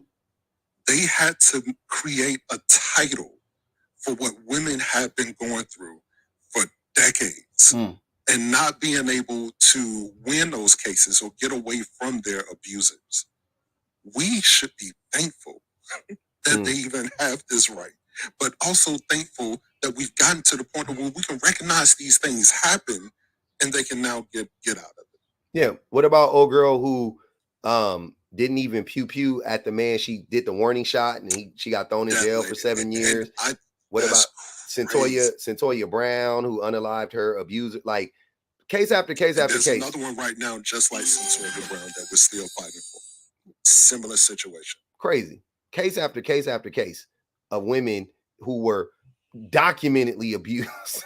Just like abused, like out of just, man, it's crazy. Massive amounts of abuse. And then they harmed the person that abused them and they're in prison. Or they didn't even harm the person that abused them. I'm glad you brought that up, public offender, because on the flip side, I want to just make a PSA to all men. Hey guys, make sure every time a woman puts her hands on you, you file a police report. Because when you end up going off and, slapping the, SHIT out her, you want to make sure that the police, you can document that it was likely because of self-defense. A lot of the guys, I work with a lot of dudes pro bono, and unfortunately, a lot of these dudes think it's somehow an affront to their masculinity to file a police report. And then they end up looking dumb. They don't be wanting Dylan. The reason why them men don't be going to the police and telling the police, but the women, idiots. No, it's because they be abusive. Well, here's the problem. When a woman puts her hands on really public? Come on. Yeah. Who's this dirty, rotten guy? OJ. Why is he interrupting me? He's talking to me. Well, look, man, regardless of whether it hurts or whether she leaves a scar, she puts her hands on you, make sure you put her behind bars, okay, immediately, and let her call you feminine while she's sitting in the county jail, all right? But at the least, you need to be filing police reports on these women so that when you do retaliate, you have a paper trail to suggest that it was out of self-defense. I just want to make that PSA for guys out there. Yeah, for sure. Men, I agree. If you get hit, go to, you know what? I'll do you one better. Men, if you get hit, leave her. Why you going to the police? Leave her. Put her behind bars. I'm good. Put her behind bars. Why are y'all staying? Because you're not about to sit here and tell me that you trapped. Because you're not trapped. Because you're not. It's not the same dynamic. I don't care. She broke the law. That's no. Go put her. You could put her behind bars too. Yeah, that too. Make sure you do that. Right. You could put her behind bars too. But I'm saying, but if we flip it though, can't women do the same thing? Dirty, real quick. And the way, police station. Hey, Dylan, hold on, brother, calm down. The way society is leaning now, what Dylan is telling you, trust me, they would be chomping at the bit to put that woman in prison. They can't wait to put that woman in prison. So yeah. Wasn't there some type of data that came out where they looked at marriages over the last 10 years? Now that they have open marriages where they had two men that were married, your heterosexual marriage, and then you had your two women that are married. Do you know what an open marriage? Wait, Dirt. That's not an open marriage. What are you talking about? Well, you know what I mean. I don't want to say it on TikTok, right? Okay. There's certain words. Somebody said brothers going to the police, they'll lock him up first. Yeah, right? But really quick, the data came out and they said that two women in a marriage reported DV in a relationship. Yeah, bro, Dirt. I want y'all. Hold on, brother. Hold on, man. Hold on, y'all. Hold on. Wait. What I want. Hold on, wait. That. First of all, I want y'all to do me a favor. That study that you're citing or whatever, if you haven't looked at it, if you do, it doesn't say what you are saying it says. I know you haven't, and you don't have to lie and say you did, because you already painted the picture that you didn't. You said, isn't there a study that came out? You would know the study, but you haven't read it. You haven't read it for your. Hold on, brother. I'm almost there. You haven't read it for yourself. It doesn't say what you're saying it says. That's not what it says. It's not what it says. You should read it for yourself and then have the conversation. Don't try to use that as a way. Once again, y'all love to jump in to lesbian marriages business. Stop jumping in lesbian women's businesses. The same way y'all need to stay out of women's businesses. Y'all don't know nothing about women. You definitely don't know nothing about lesbian marriages. Just stop. Just leave it alone.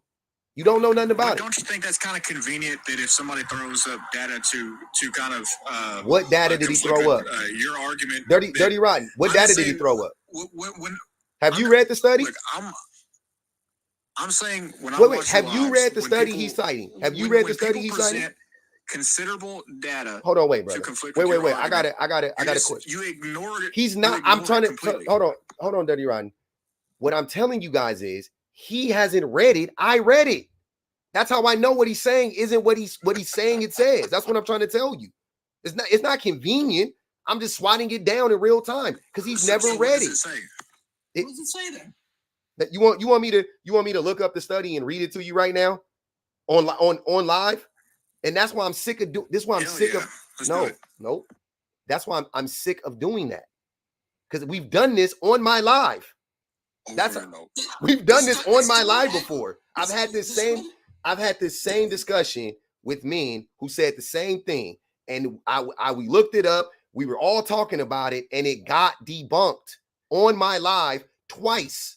I've already done it. I don't want to do it again.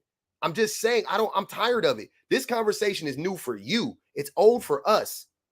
And you want me to go back? I don't want to go back and do it again. I'm just telling you, do the work yourself. But the point you're trying to make is not valid because it's not true. That's all I was trying to tell you. The violence they were talking about in there, I'll give you the cliff notes.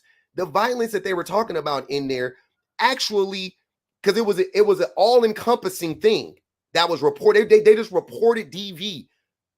But do you know that a lot of those lesbian women prior to being in those relationships were with men? And that's where like 30% of the violence was before they were in that relationship with a woman. So they added that number up with the number with the women, and that's why the number was so high. That's what I'm trying to tell you. So you didn't look at the study, go read the study, and then come back to me. Or is it that they're abusive, but men? No, it's what I said it was.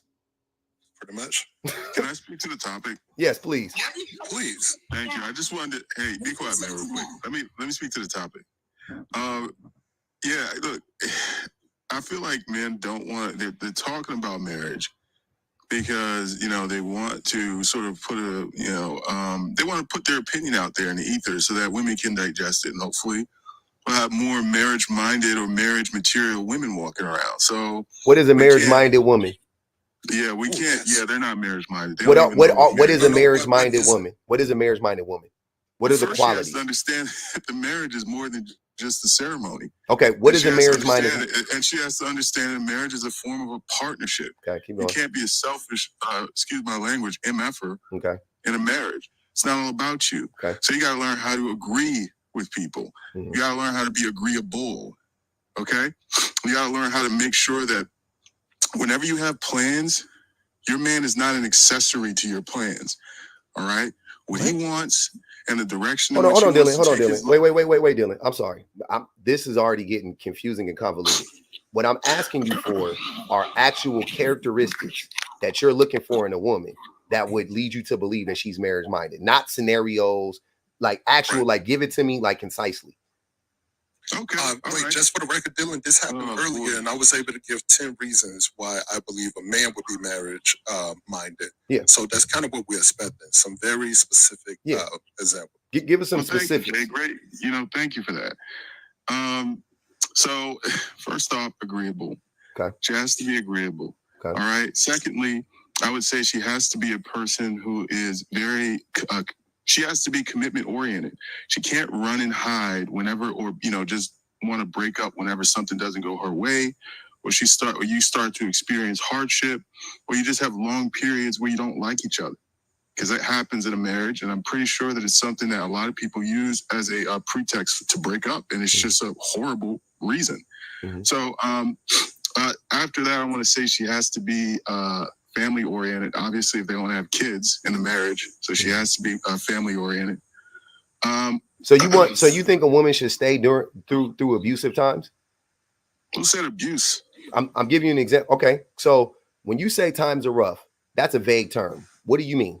What's typically happening during those times? You guys are having you just disagree on stuff. What do you mean? Disagree on what? Arguing about. I know. What are you disagreeing about? It depends on what it is. I mean, really, if you want to talk about specific things that's basically can be a justification to break up a marriage, I would say that, outside of abuse, extreme forms of neglect. That's abuse. Yeah, abuse. I was thinking about physical abuse, but if you're talking about neglect in terms of, then that too. Mm-hmm. But there are very few instances, in my opinion, there are very few things. So what do you think? But Dylan, listen to what I'm saying. Listen to what I'm asking you. What do you think would constitute? What would be a good? What would be a good enough reason for people to be mad at each other for years on end, if not abuse?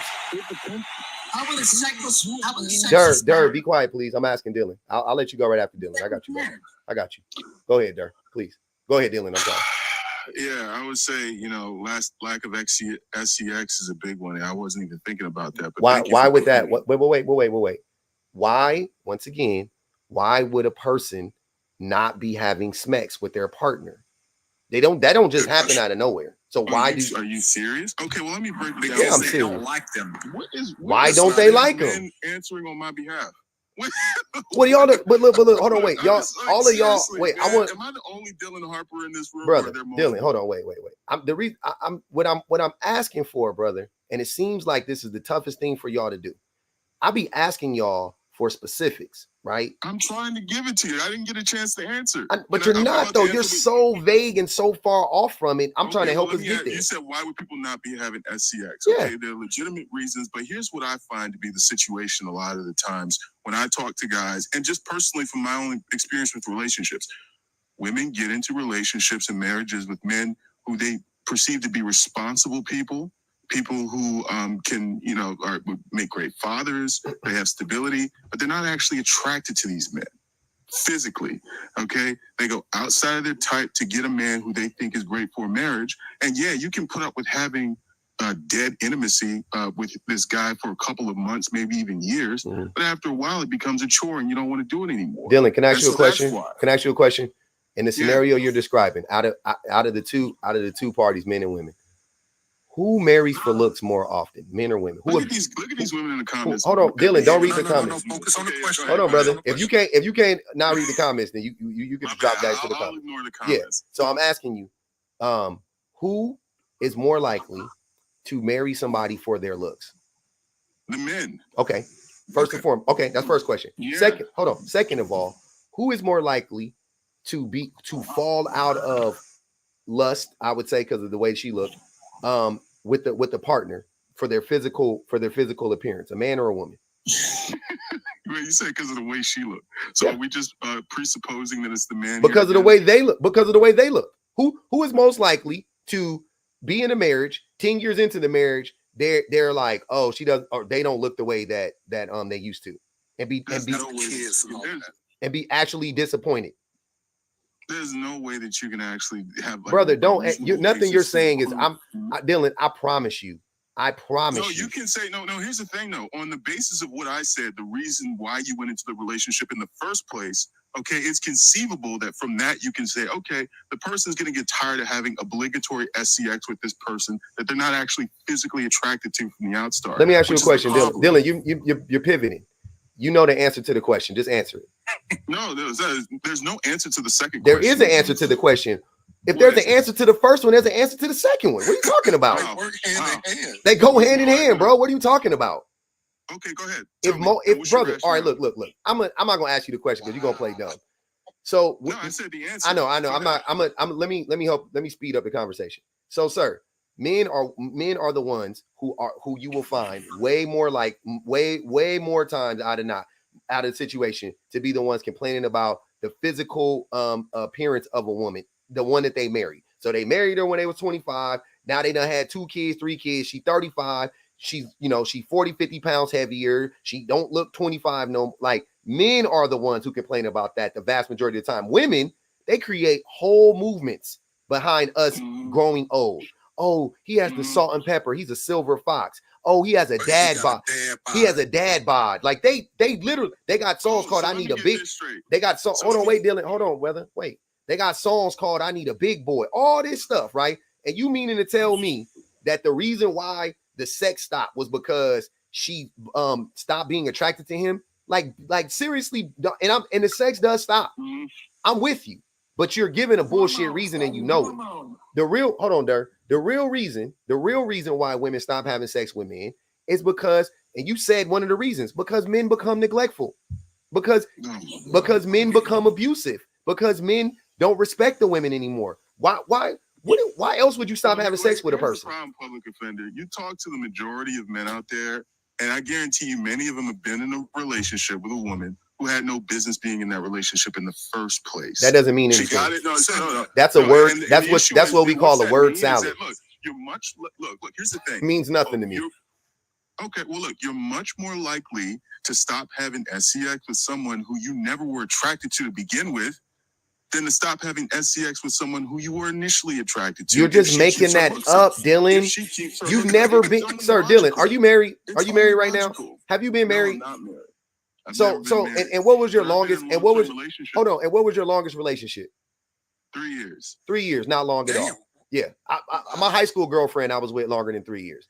My Okay, second girlfriend I was longer than that. My wife I've been like, you've been in a relationship for 3 years. You don't even, no body changes happen in 3 years, sir. Well, here's the problem. You the same person for 3 years. You ain't changed nothing in 3 years. Most guys, why do you think it's the case that most guys would agree with me than you? Because perfect example. That's a slam dunk. Most dudes agree with most dudes agree. That's weird. No, most dudes agree with you because men be lying and they lie to themselves. Exactly. It's super easy. That's like Dylan. If you were a racist white tea person and you were up here saying whatever about black people and black people are late, whatever you want to say about black people, right? Just a bunch of negative stereotypes about black people. Well, the reason why so many black men are in jail is because of single mothers and making up all types of bull crap, right? If you were saying that type of stuff, and then you ask that same question, like, well, why do you think most white tea people agree with me versus you? Because they're in a cult of racism. No, it's because of lived experience, okay? You haven't lived it. No, You're right. I've lived it. For 3 years. First of all, Dylan, I've lived it. I'm the person you're talking. Who are you talking so to? every marriage is like yours? Is that what See? you're saying? Hold on, wait. Because See you've how been you in flip one it? marriage, Now you're contradicting. because Hold on, you've had wait. one. Wait. Now you're contradicting yourself. Because you just said this is your lived experience. And then when I say, no, you haven't even lived it. I have. Now it's, so the world is based on how you, that's what you're doing. No, let me clarify. I just have more experience than you. No, here's the problem. Wait, Here's the Dylan, problem right here. Dylan, give me a wanna moment. see- Hey, Jay, can I answer this guy? You know what? Let him go, Jay. Let him go. Look, here's the problem. You got one marriage under your belt. You just so happen to be in a good marriage, and you want to think that because other guys don't have your experience, that it necessarily is them that's the problem. I give it to you, ladies. Hold on, bro. Ladies, no. Saying I have one marriage under my belt is wild. No, that was funny. I ain't gonna lie. One marriage is crazy. Look. Because listen, it's important because you got one marriage to base your, a perception of what's the problem in marriage. I only need one. That's what I'm trying to tell you. I only need one. That limits your perspective. Hold on, Dylan. Listen to what I'm telling you, sir. In my adult life, right? Both of my two relationships I've had in my adult life are long. My shortest relationship I had in my adult life was 6 years. That's double the amount of time you were in your one relationship for 3, right? Then this relationship I'm in right now, I've been in it for 17 years. I have more experience than you. Period. Okay. Can I end it here? And I'm going to let Jay talk. I just want to say this. I think that Derek Jackson was a wonderful case study about projection, okay?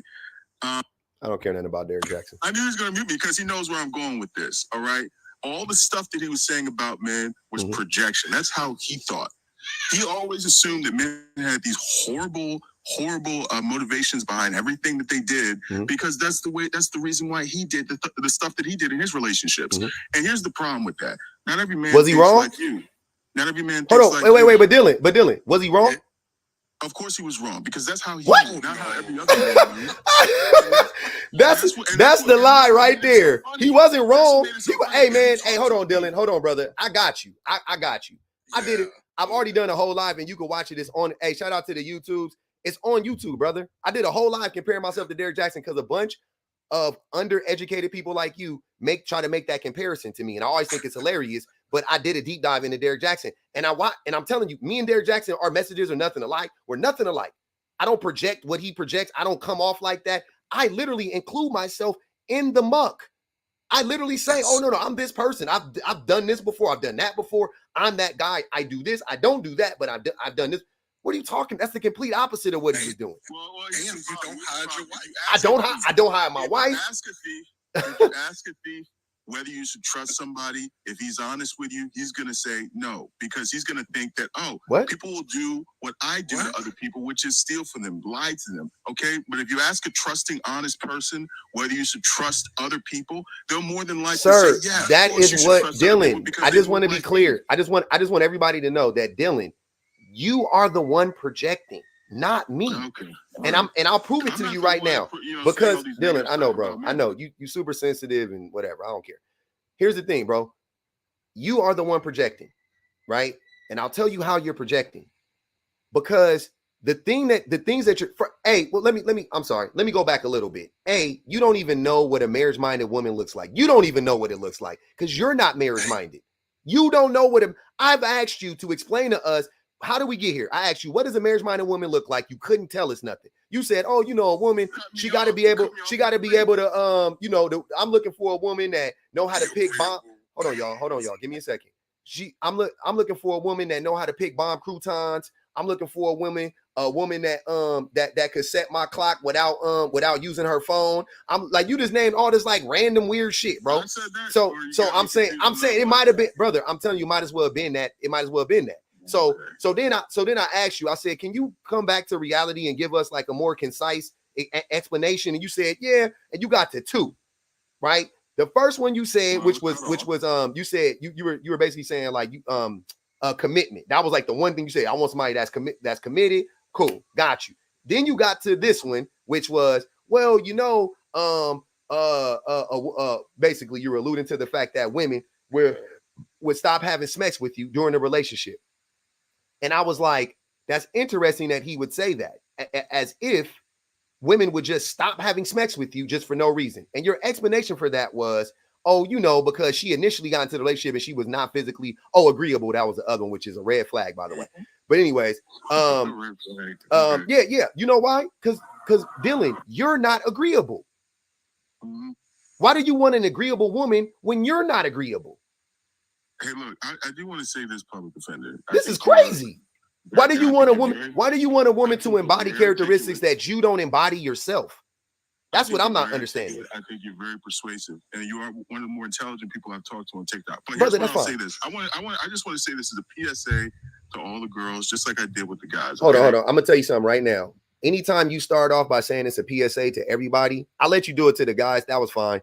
Nobody cares, bro. Women don't care to hear what Dylan Harper has to say to them. I promise you, nobody cares. Well, look, that's you cool. can, if you want to go, Dylan. Hold on, I'm gonna give you the opportunity. If you want to exit, you can exit. This is not the time to tell women whatever you think you want to tell them. You can go start your own live. You can cut. I'll move out the way. Here you go. Screenshot it right now. Take it. Put it on your own backdrop and have a whole discussion about it and bring in as many women as you possibly can and give them all the PSAs you want to. This is not the live for that. Okay, I understand. I can respect that.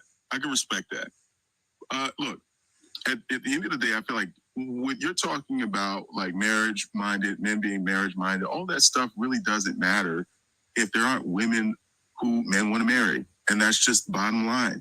Now, women can agree with you. They can give you all the presents and hats and coins.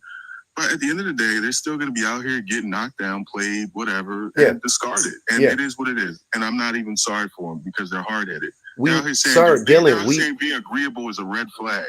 Yeah. It's a red. No, the reason, Dylan, I'll tell you why it's a red flag for me. Why I picked up on it. I'm not upset. They can do what they want to do. I'm not, sir. Dylan, who are you responding to? Because I never said you were upset.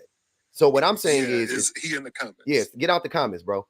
The reason why I said being agreeable from you was a red flag was because you're not agreeable. So to me, you sound controlling. Because if you were an agreeable person and you wanted to be in a relationship with another agreeable person, I would be like, that makes a lot of sense. But to have a person like you who just, you're not agreeable, no matter what, like you're not really logical and things of that nature. So I'm not seeing this agreeable human being. I'm seeing a very disagreeable human being. I'm like, why do they want an agreeable human being? So they can abuse them. Are women attracted to it? So they can abuse them. That's what I get from it. Are you agreeable, man? No, I'm not. Okay. Well, look, like I said, I'm not an agreeable man. I'm not. So you stayed married 17 years. I'll tell you. Wait, I'll tell you how. I'll give you guys a secret. I'll give you guys a secret. You guys come in real close. You want to talk about a PSA? I'll give you guys a secret. This is what I don't want to hear. I'll give you guys a secret. Okay. So, first thing you got to do is you got to find a woman who is smart. You got to find a woman who you basically got to find like an average woman. Like your average woman is going to meet this criteria. So you get you an average woman, right? Average woman. Yep, average woman. You don't got to chase no IG baddies. You don't got to, you know what I'm saying? You just get you like the average woman. She's going to be better than you, more than likely. She's going to be smarter than you, more educated than you, more patient than you. All these things, right? Cool. You get in a relationship with her, and you try to treat her good, right? Like you try to be good to her, whatever you could do. If and when that fails, right? if she wants to stay, she'll give you the room to grow, right? I'm just letting y'all know the secret to me being married this long is not me, it's her. She gave me the room to grow. She's patient with me. She gave me the tools. She did all of this stuff. She built me up and all of this stuff. These are not things though that women should be doing for men. I could say that she's not Jesus Christ wholeheartedly. So I could separate the two things. Even though my wife did that for me and is doing that for me, she doesn't owe that to me. And I've told people this. My wife listens. She's walking around this house right now. If my wife woke up tomorrow, rolled over, looked at me and was like, man, all that stuff that you did in the past, I just can't get over it. And I'm gonna walk away right now. I would wholeheartedly understand and be like, you're right. I feel you. I'm happy you rock with your boy for this long. Thanks for rocking with your boy this long, babe. I love you. You know what I'm saying? I love you to death. We gonna make it work. I'm gonna pay you whatever we need to pay. But like, you know what I'm saying? I'm gonna be disappointed. I'm gonna cry. I'm gonna do all that stuff. But it ain't nothing. What you want me to do, bro? Honestly, it sounds like in your relationship, you're too hard on yourself, man. I'm not too hard on myself. But guess what though? You know what's saving my marriage right now? I will say this, aside from my wife my wife is still patient. But you know what's saving my marriage right now? Me doing the work, me being more agreeable, me working on myself, me becoming a more empathetic person, me paying attention to her more, all of these things. Like what saved your marriage is the fact that she liked you more than you like her. Maybe you can say that too. Yeah, probably. And you know what else, guys? Look, and you can't. Mr. Harper, give me a moment, Mr. Harper. Before you drop the PSA and leave, I did have a couple points. Yeah, go ahead. And this is around marriage. And there's actually somebody in the comments who's usually here. He talks about looks a lot, but he never cams up. That mentioned that women file for divorce more than men, that 80%. You heard that before, right? Mm-hmm. Yeah, okay. I feel like Jay still has something against me, but go ahead. What? Really? I love you, brother. Where are you getting that from? Because I said your wife settled for you in a live, like I want to say yesterday. You probably don't remember. But you probably don't even remember you. No, because I wasn't in any lives yesterday. It was crazy. It's funny to me. Yesterday or the day before, one of the two. But go ahead. Oh no, I'm pretty sure you said that. A lot of people, when this level of philosophy comes out, it makes people feel small, so they have to do that. I understand. But when we're talking about that, and we see that women are filing for divorce more than men, have you ever looked up the reasons why they're filing for divorce? Let me guess. Abuse, neglect. He did this, he did that to me. Okay, and they're all honest, right? Yeah, they're all lying. That's why they file for the. Wait. Go ahead, Jay. You know what's crazy? Go ahead, Jay. What's crazy is you're not far off, because one of the things I want to add to that is fidelity. They're perfect. No. Be quiet, man. Let him go. Mr. Harper, come on. Let him talk, brother. You're better than that. I believe in you, man. Not only is the neglect and the abuse there, there's also infidelity. There's lack of commitment. Lack of commitment meaning lack of the things that you guys agreed on in terms of parenting, in terms of how you're going to handle the household duties, things of that nature, and irreconcilable differences. So when we look at these things and we say women are filing for divorce more than men, then wouldn't it be incumbent upon us as men to talk to other men like, hey, why don't you have any discipline, bro? What's wrong with you? What's going on? Why are you always stepping out of your marriage? Why are you putting your hands on that lady? Why are you not committing to the things that you guys set out in terms of parenting, in terms of building this home?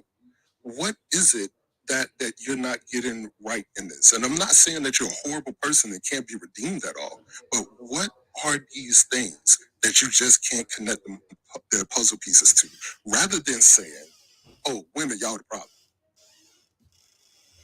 Well, look, man, here's what I would say. For one, I don't believe one side of the story ever. I need to hear his side of the story as to what actually happened. And maybe the truth is somewhere in the middle. In fact, most of the time it's somewhere in the middle, because people be lying, including women. I know that's hard to believe. I know that's unfathomable, but it happens. Why would women lie? Why would women lie when they file for divorce? That makes no sense. That's all I'm saying. Because they don't want, because of cognitive dissonance. That's not even that term doesn't apply right now. Go ahead. Go ahead, Durr. Go ahead, brother. Yeah, please. And the child. Say what, Dirk? Say what again, Dirk? Child support and a child? What'd you say? Yeah, and a divorce. You don't have to lie to get that stuff, brother. You're gonna get, if you have a child. If you wait, women aren't getting those payments from that child support. Anyway, but secondly, you don't have to lie to get that stuff. If you're married for a certain amount of time and you make a certain amount of money, you're gonna get that. It doesn't matter. It doesn't matter. You don't gotta lie and be like, well, I'm getting married. No. It doesn't matter. You're gonna get the money regardless. Wait a minute. Also, no, Mr. Harper, are you really willing to believe that 80% of women are leaving quote unquote good men willingly? Yeah, they do believe that. The fact that people just told me that cognitive dissonance doesn't apply. Of course it does. Not here. You know what that means, right? It means Not in this when your ideology, your beliefs, whatever your system is, your paradigm doesn't align with the way you actually behave. All right. And so you have to figure out how to reconcile those two things and justify your actions. That's what cognitive dissonance means. This is spooky. But here's what I want to say. Here's what I want to say to men. Please, guys, if you're dating these women for fun, keep dating them for fun. Dylan, why are you giving PSAs? Go do that on your own live. You know, it's crazy. Go do that. Take his own PSAs. And he can Hold on, Dylan. Hold on, y'all. He can probably get past that 3-year mark. Hold on, y'all. Well, no, he's probably taking his own advice. Hold up, y'all. We gotta go one at a time. I get mad because it's my fault. So here's what I've noticed, right? When the fellas want to come up, get what you need and get up out of there. Hold on. When the fellas come up, and they in the queue, if I don't bring up the fellas, they drop fast. So I bring up the fellas, right? But then when I bring the fellas up, you guys have no emotional control and you yap. Some fellas do. Dur's been pretty quiet, motivation. You know what I mean? Some of y'all can do it, but some people end up like Dylan and y'all mess up the whole thing for everybody, right? So try to be more respectful of everybody else on the panel and alive, right? I know you got a lot to say. I know you think if you have so much to say, though, the thing that blows my mind is if you think what you're saying needs to be heard, start your own live and say it. There's no need to say it here. I don't have a bigger following. I know, but stop being lazy. I'm not as important. Wait, y'all. Stop being lazy. Build the platform. Here's what I'm saying, sir. If you build it, they will come. If what you're saying is that important, and you really think, look, the thing is that look, sir, listen to what I'm saying.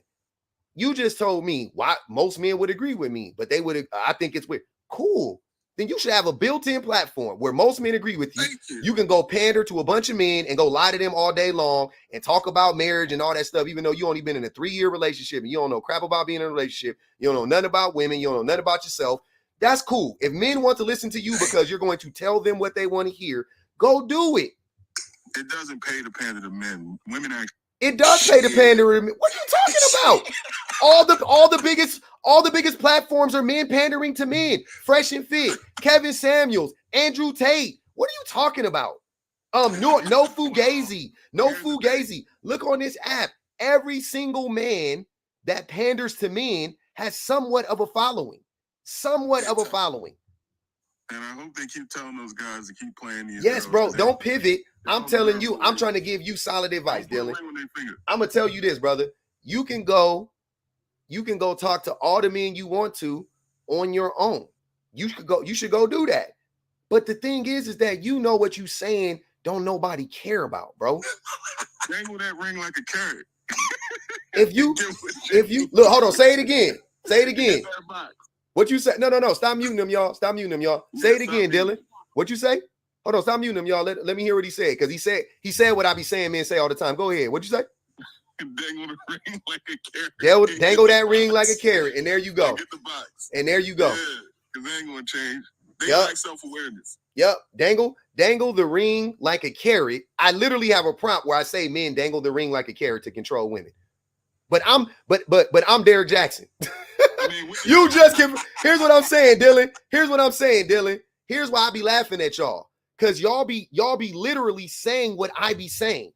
You just said it. You literally just said verbatim. I have a prompt where I talked about men using marriage to manipulate and control men. They don't really want to get married. They just dangle it in front of women like a carrot.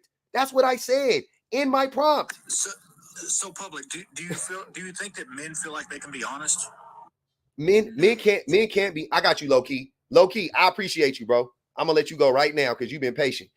Hey, I'm gonna answer your question real quick, Dirty Rotten. No, men do not feel like they can be honest in front of women because what men really believe is the stuff that Dylan is saying. And he tried to mask at first, but now the mask is off because he thinks it's funny. But he's saying what he really believes. Somewhat, but I will say this: that men, if they were to be completely honest, most men, I mean, I feel like it would be perceived as misogyny. Because it is misogyny. Dirty Rotten. You're starting to connect some dots now, brother. We're getting there. Okay, so let's get into it. All right, no. Hold on. Wait, you gotta let low key go. Please let low key go. Please go ahead, low key E. Go ahead, low key E, and then we gonna go to motivational, and then I'll get back to you. All right, man. Appreciate it, man. No problem, sir. Thank you for being patient, man. No problem, bro. This is my first time actually coming on here, but I peeked your lines a lot. Mm-hmm. I ain't gonna say I agree with you on everything, but you do make some very valid points when you talk. You real good. But back to the prompt in the back, where men are not marriage minded, and again, this just may be my perception because of the people I'm raised around and my friends. Mm-hmm. All of my family is married, like aunts, uncles, cousins, mm-hmm. best friends, and everything, mm-hmm. and all of them are marriage minded. Like they were very focus driven at a young age. That's cool. You know, they knew what they wanted out of women, or the woman they chose to marry. And they don't look for like the social media definition of a wife, like the whole submissive, et cetera, et cetera. Yeah. It's really like a partnership. Like, mm-hmm. for example, I can definitely say my mentor, who is my older cousin, mm-hmm. he's a chemist. His wife is a writer, author. That's what's up. So he brings in the money and she's more the investment side of it.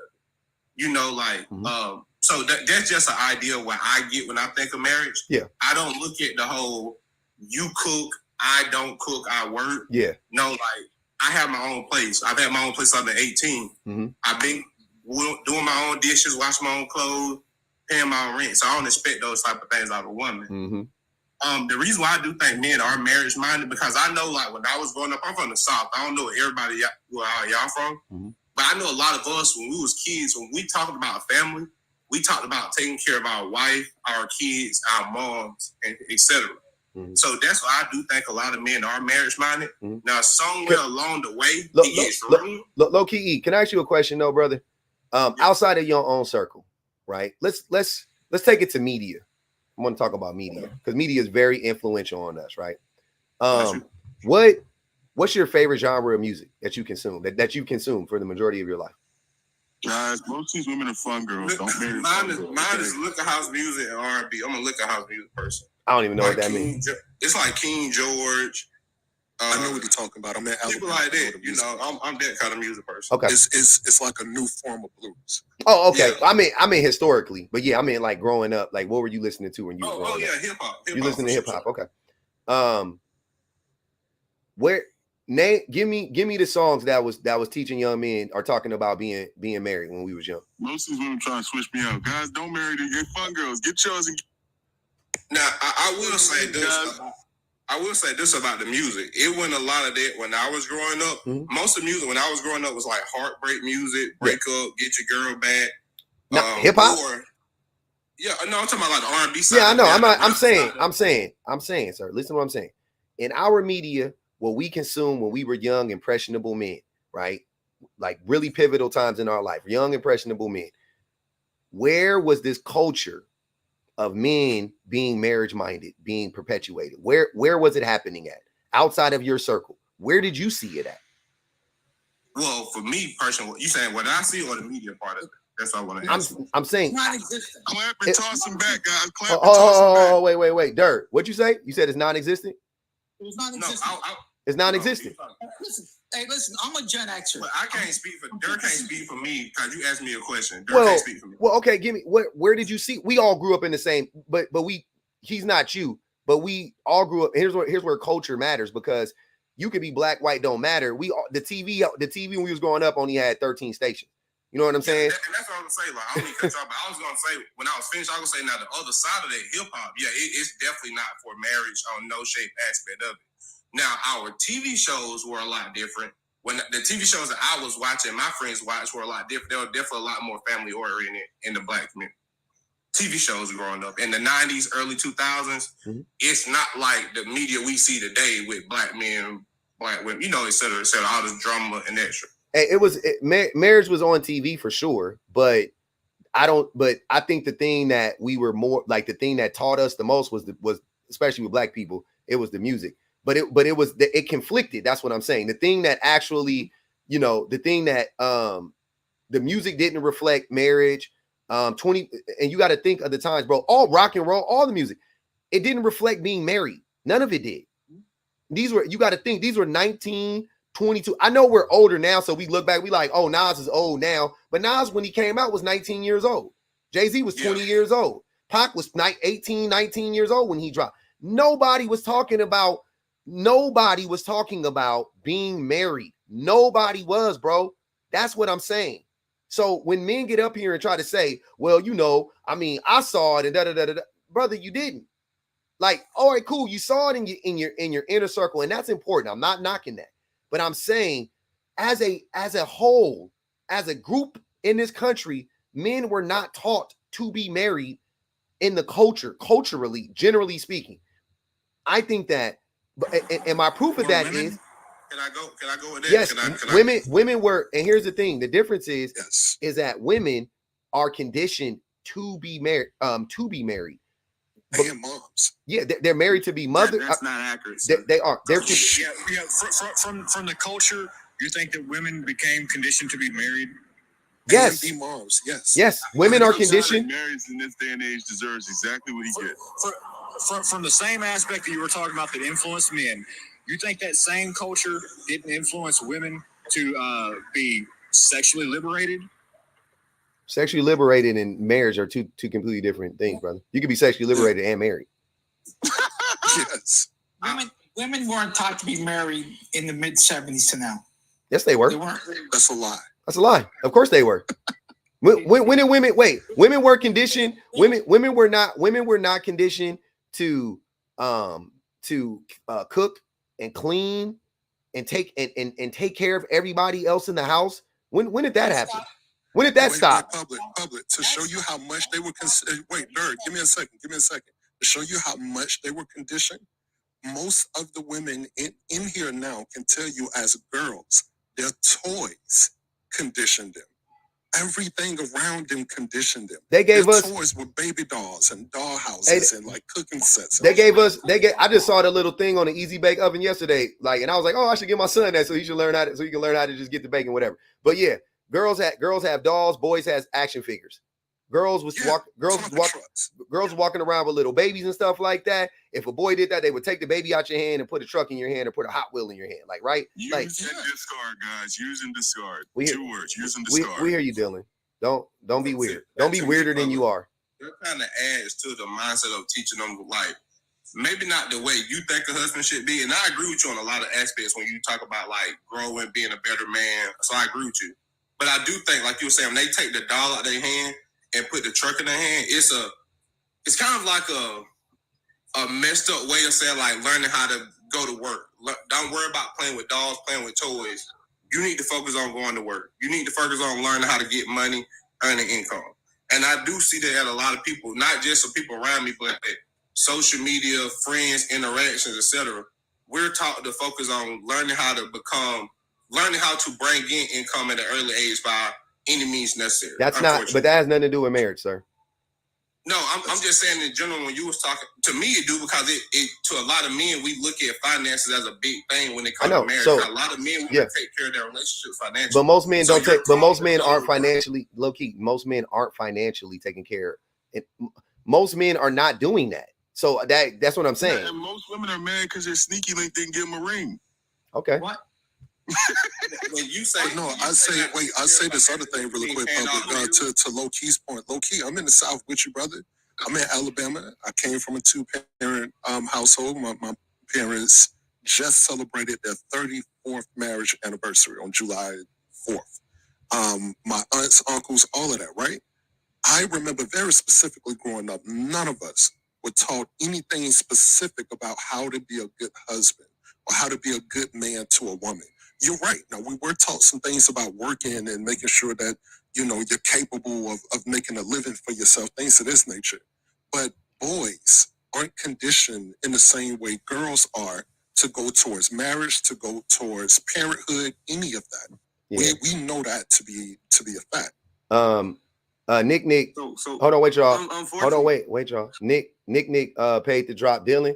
Appreciate you, Nick. Thanks for banging the Cash App. And let me read this super chat real quick. Loretta Banks, appreciate the super chat. She said, marriage-minded people see examples in their own lives. Most people no longer court or date. They see fictional views of women and not the real girl you went to school with.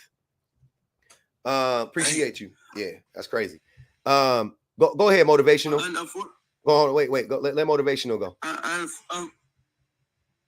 Unfortunately, I have some serious respectful pushback. One on several different things. One, dating now is largely transactional. Based on and what? That's from women. And when was dating not transactional, sir? Based off of what's taking place in our current society. I know, but when was dating not transactional? Me, I ain't married. Motivational. When was dating not transactional? Well, I mean, it's when was dating? When I say by if you're saying it's transactional now, when wasn't it transactional? Now it's not based off the person nor the character. When was it? That's a lot.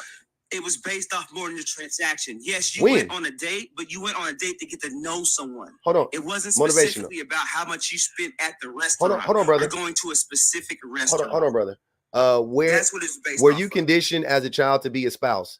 Yep. 84.85% said yep, and 15% said nah. Motivational. The thing that's not adding up to me, brother, is historically, right? Back in the day. So hold on. Stop. Back in the day, when men used to court women, like Loretta was talking about, what do you think that was? You know they didn't used to date that much back in the day, right? It wasn't like they dated. Transactional as it was wait. It was more transactional, brother. That's what I'm trying to tell you. All you did, brother, back in the day. You went on one or two dates. Hold on, motivational. You would not date that much back in the day. So you said back in the day did not date as much because they were dating intentionally. No, because it was always because it was transactional. Yes, because they were dating intentionally. What I'm saying is now there's not. Nah, that's cap. No, they were dating intentionally because they were seeking. Is it more acceptable now? Hold on, Dirty Rotten. Hold on, y'all. Damn, bro, I'm about to drop y'all. Y'all killing me today. Sir, listen to what I'm saying. What's taking place now? Motivational. Hold on, brother. Go back. I'm saying back in the day, right? Meaning before women could work, before women had jobs, before women think, I mean, I'm saying like they could actually live on their own, I would say. When women had to be married to a man to have a house, to be able to drive a, to ride in a car, because she couldn't have her own driver's like back in that day, right? Men did not have to court that much.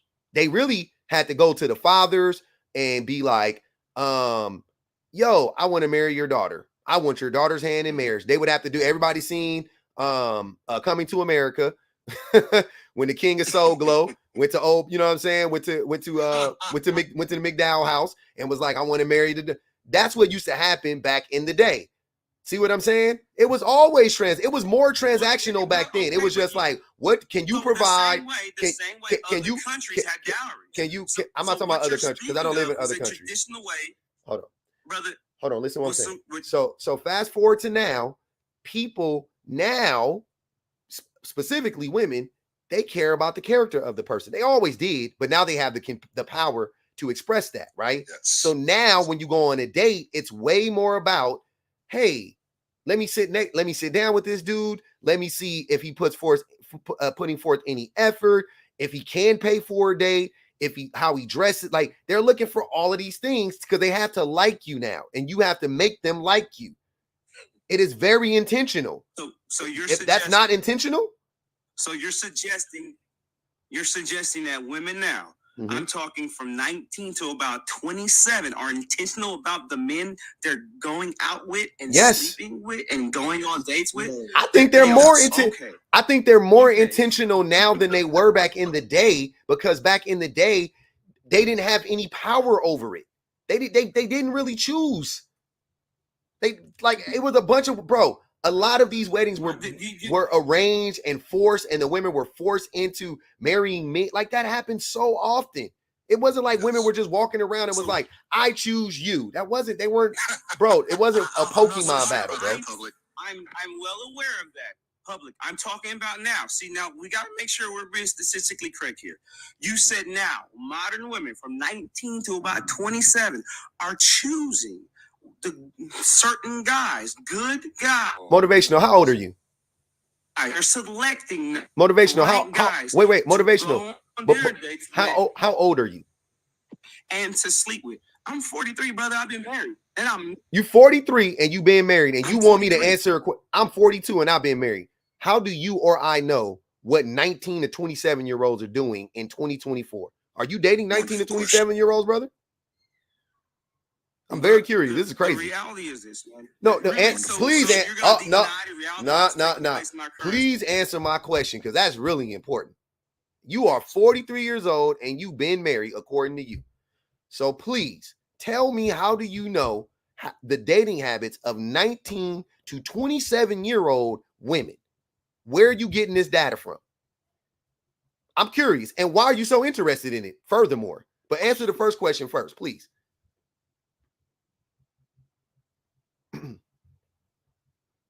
You're on mute, motivational. I'm off mute. This is shocking. Y'all be telling on yourselves all the time. Like, this can't be real. So out of curiosity, public, are these 19 to 20-year-olds also conditioned for marriage? I think most women in America still, even in 2024, are conditioned to be married. They're conditioned to be wives, I would say. They're set up to be wives. That's not accurate. Do they want to be married? Is it completely motivational? You are 40. Hold on. Once again, motivational. You are 43 years old. You are married, allegedly, with kids. How do you know that what I'm saying isn't true? I'm basing, and before you ask me what I'm basing this on, like, how do you know? I'm basing it on what I see in society, not from the women.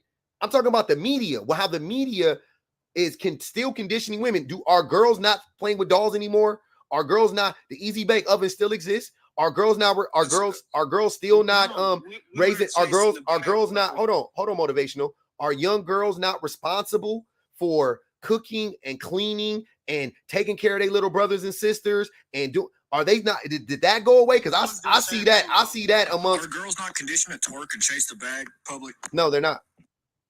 What the hell? That sound racist, even, because we know white T girls don't even twerk. White T girls don't even know. That ain't even a white. Hold on, wait. White T, first of all, chasing the bag is a women have an OnlyFans. Hold on, bro. Hold on, bro. So basic adulting, you're giving women credit for being a basic adult and taking care of their own personal responsibility. Hold on. Y'all talking too much. Dirty Rotten. First of all, YT people talking about twerking and chasing the bag is always going to sound racist to me, because those are not, neither one. Twerking is not from YT people. YT girls don't twerk that often. That's not their culture. That's our shit. That's straight from Africa. Second of all, chasing the bag. Hold on. I didn't ask you to unmute. Chasing the bag. Also, that's some city girl stuff. That's our shit. So you to me sounding really AAV. I don't like it. It's teetering on smacism, right? So I'm just letting you know. 1 in 5 girls don't have a OnlyFans. That's a lie. Second of all, even if say 1 in 5 girls having an OnlyFans don't mean that they all on there naked, by the way. Just so we know. Just because you got an OnlyFans don't mean nothing. I got one of them dumb. I got one of them dumbass. I got one of them dumbass Instagram that look like Twitter. You're telling me that women are not conditioned. All right, bro. I'm gonna have to drop you if you can't be quiet. Dirty Rotten. Please stop. I got one of those dumbass Instagram accounts, like the other Instagram account. You know what I don't even know what it's called, but like it looked like Twitter. I got one of those. I'm never on it. I got it. So if you looked up the numbers of how many people got that on Instagram, I bet you 80% of people got it on Instagram, or 50% of people got it on Instagram. How many people actually use it is something completely different. So I don't even care about that number anyway. Saying that women sexualize themselves is not that stupid. You can be sexualized. You can be sexualized. You don't sexualize yourself. That's stupid. So no, I don't think women are sexualizing themselves. Wait, public. Check this out. Since he brought up those numbers that I can't find, what I did find interesting is 66.62% of men have an OnlyFans account. Bro, what are you doing?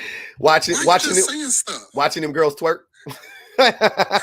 Watching them girls twerk and chase the bag. But there are also models on there. Like they are the ones who are quote unquote chasing the bag too.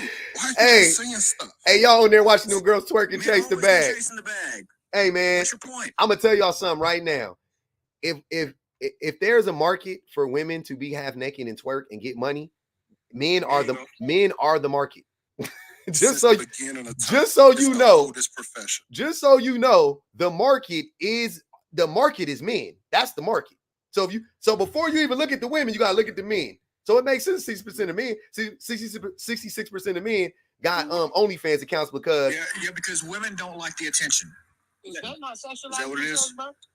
women in general? I don't understand. That's obvious. Why do y'all hate OnlyFans models so much? Public so weird.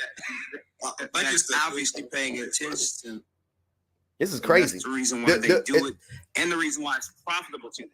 It's profitable because a bunch of 43-year-old men are tracking the habits of 19-year-old girls. That's why. I'm just letting you know that's where it's coming from. If 43-year-old men weren't tracking the habits of 19-year-old girls, OnlyFans wouldn't exist. I promise you, motivational. I'm not saying it's you. I'm just saying you fit the demographic of men that. Your wordplay is real interesting. Wait, motivational. He's not wrong because remember, motivational. Remember the rapper, the little the white woman who was on Dr. Phil. When she got of age, she created an OF. And they asked her, how much money did you start making immediately?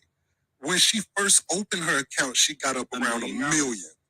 And she said, that was Bad Bunny. To her, yeah, Bad Baby. Yeah. Mm-hmm. And she said if it was up to her, all of those very old men who signed up for it should be getting some type of legal trouble. Of course. Yeah. So hold on. I gotta read. What he just said. Hold on, wait, y'all. I gotta read these super chats. Super chats take precedent. Hold on. Super chats take precedent. Heidi the sausage said, "Go away, PP boys." That's what she calling y'all. Passport bros. Hippie said, public, make twerk and chase the bag merch, and that shit sound lit. I ain't gonna even hold you. Twerk and chase the bag sound litty, but I feel like that's advice, and I don't feel comfortable giving women advice in that way. So I ain't gonna be able to make it, but y'all can make it though. Some man can make it and profit off of it. I don't feel comfortable telling women what to do. That's too close to telling women what to do. Twerk and chase the bag is crazy. But go ahead, motivational. I'll let you finish, brother. You said the words that I used was very weird or whatever you saying. No, I didn't say that. I said, listen, brother, and this is the thing I've always said, man. You're obviously extremely intelligent individual, and you are a wordsmith. So that's the thing why sometimes people get caught up when they're having discussions with you because just can't combat with your ability to be a wordsmith.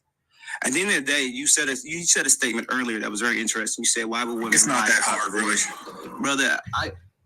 No, and this is the thing. I could pull up YouTube videos where there's divorce lawyers talking about how women will purposely lie about the father touching on their kids for not only for full custody, as well as child support. Mm-hmm. So, brother, this happens, and maybe you. Wait, where did that come from? Wait, what was the? Wait. Brother, it's a statement you said earlier. What did I say? Women would have no reason to lie about anything during divorce. Well, that's not what I was saying. Why do y'all take these things as absolutes? Yeah, this is crazy. That's not what I said. Hold on, motivational. Absolutes. Now, hold on. Man, bro. Earlier, public. Y'all don't know how, when I start talking, I promise y'all when I start talking, I really need for y'all to stop talking. It's not an argument. You don't get to talk over me while I'm talking. Like, just stop talking. I know it's hard. I know it's like, man, it's unfair. I don't care. It's not a, fairs are for pigs to be judged, bro. This is not a fair, right? I'm saying motivational. A, I didn't say that. B, this is critical. This is a test in critical thinking, right? How to vet your sources, right? So we're gonna have a discussion about how to vet your sources. You said that you watch divorce lawyers talk about women doing blah blah blah blah blah blah blah blah blah, right? Now, motivational. Do you think that these divorce lawyers, that it would stand, that it would benefit them to say things like that, to maybe, just maybe, scare men into getting divorce lawyers? Is that a possibility that these divorce lawyers would make videos lying to men to stoke the fears so that men like you will go get a divorce lawyer? You don't think that would prevent them from getting married? Not even getting married. What are you talking about? Hold on. Wait. Are you guys not tracking what I'm saying? Like, are y'all not understanding what's going on here? You're listening to divorce. No, you're saying it all. You're saying. Hold on, man. You guys are listening to divorce lawyers tell you things that align with the things that you already believe about women. You already believe that stuff about women.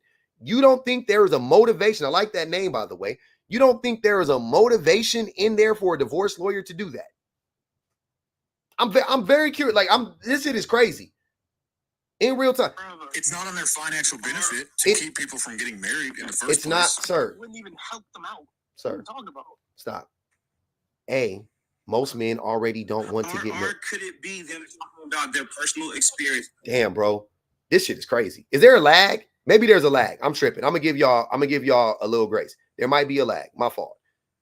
No, we're hearing you publicly. There's no okay. I got you. There is no convincing. Oh my God, I'm about to drop the whole panel. Bye. I can't do it. You guys are fucking like children. This is crazy. What's going on here? Can you guys shut up? Can you be quiet? King Loaf, motivational, dirty rock. Can y'all please be quiet? Seriously. This is crazy. I've been quiet, big dog. You haven't. You've been yapping this whole time. Wow. Anyways, what I'm saying to you guys is you think that what they're saying is going to stop men from getting married. Men already don't want to be married. They're not worried about that. Men already don't want to be married. Who they're trying to appeal to are the men who are married and are about to get divorced or who are thinking about getting divorced. They're not worried about, you see what I'm saying? They're not worried about talking to the men. That's like, brother, that's like saying that the gym sells you on becoming fit and becoming healthy and things of that nature, or a diet sells you on becoming healthy, losing weight or whatever. Eventually you're going to get off of the food.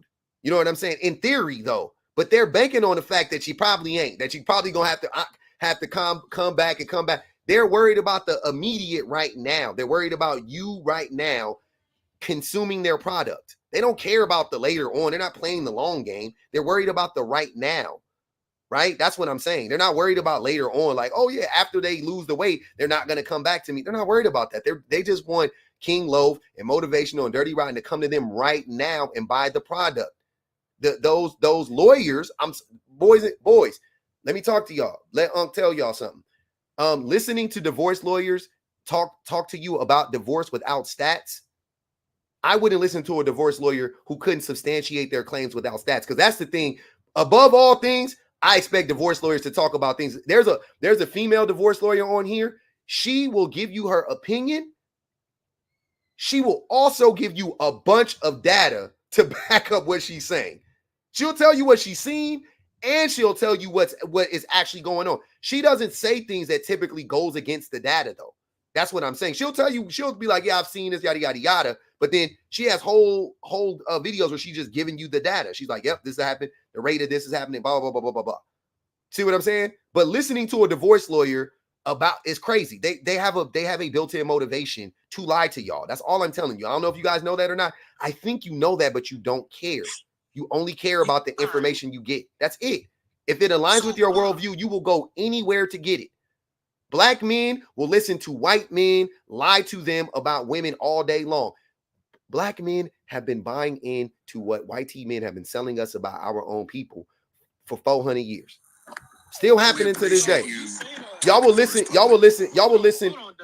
to anybody that says the thing that you agree with, the thing that already is teaching the person that is reinforcing the thing that you agree with, y'all will buy into that shit. That's what I'm saying. Bro, earlier you said King most Low. men don't even get. So you're suggesting the same way that women will buy into anyone that says what they want to hear? Be happens. specific. Yes. Give me an example of Did that. you not say most men? King don't? Low, Sorry, be Derek quiet. Jackson,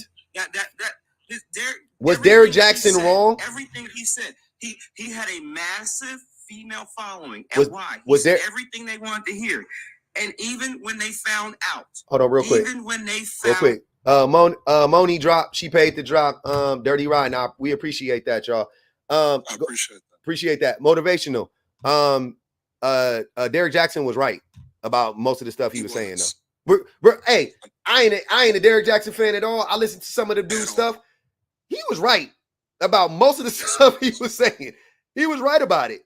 And that's why but a lot of women didn't even like him though. A lot of I know this sounds crazy to y'all. A lot of women didn't even like Derek Jackson.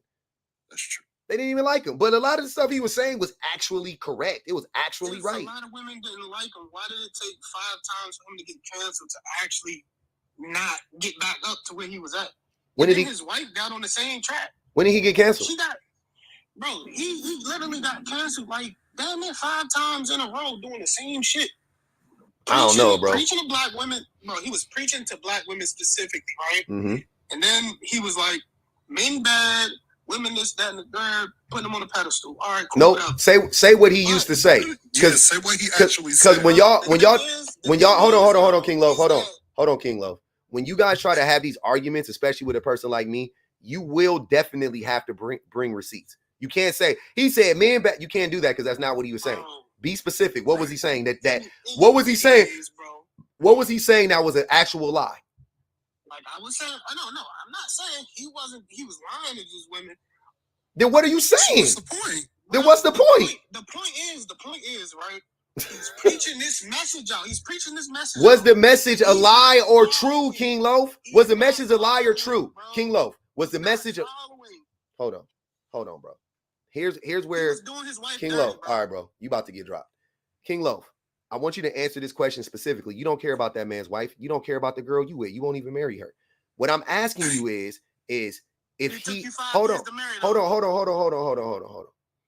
King Loaf, what I'm asking you is this, brother. If Derek Jackson was lying about the things he was saying or not, that's all I want to know. Was Derek Jackson lying about the things he was saying or not? He was lying about some of it, but he wasn't. What was he lying about? What was he lying about? Say the thing he was lying about.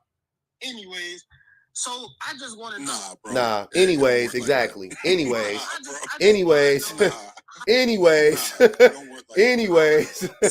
Like we said. Anyways, yeah, we moving on. Quessy, go ahead, brother. Anyways, good. That was perfect timing for anyways.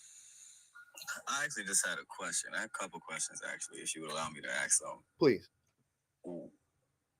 First question is, and there's no undertone behind this, is a general question. Where is your idea of how men behave coming from? From the stats, amongst other things, but from the actual numbers. Oh, what specific stats are most men aren't married right now? Most men aren't married. Okay. Mm-hmm. And where? No. So I let me rephrase that question. Like you're because I've scrolled past or seen a couple of your lives, and some of them I'll scroll past, some of them I'll watch, some of them are more entertaining than others. And it seems that there is a niche that you have. So I respect that because you have to, do your job, you have to do your thing, you have to do what works. And there's definitely this niche that you have. Man, with. I wish y'all would get to the point and stop using all this coded language and just say what you mean, brother.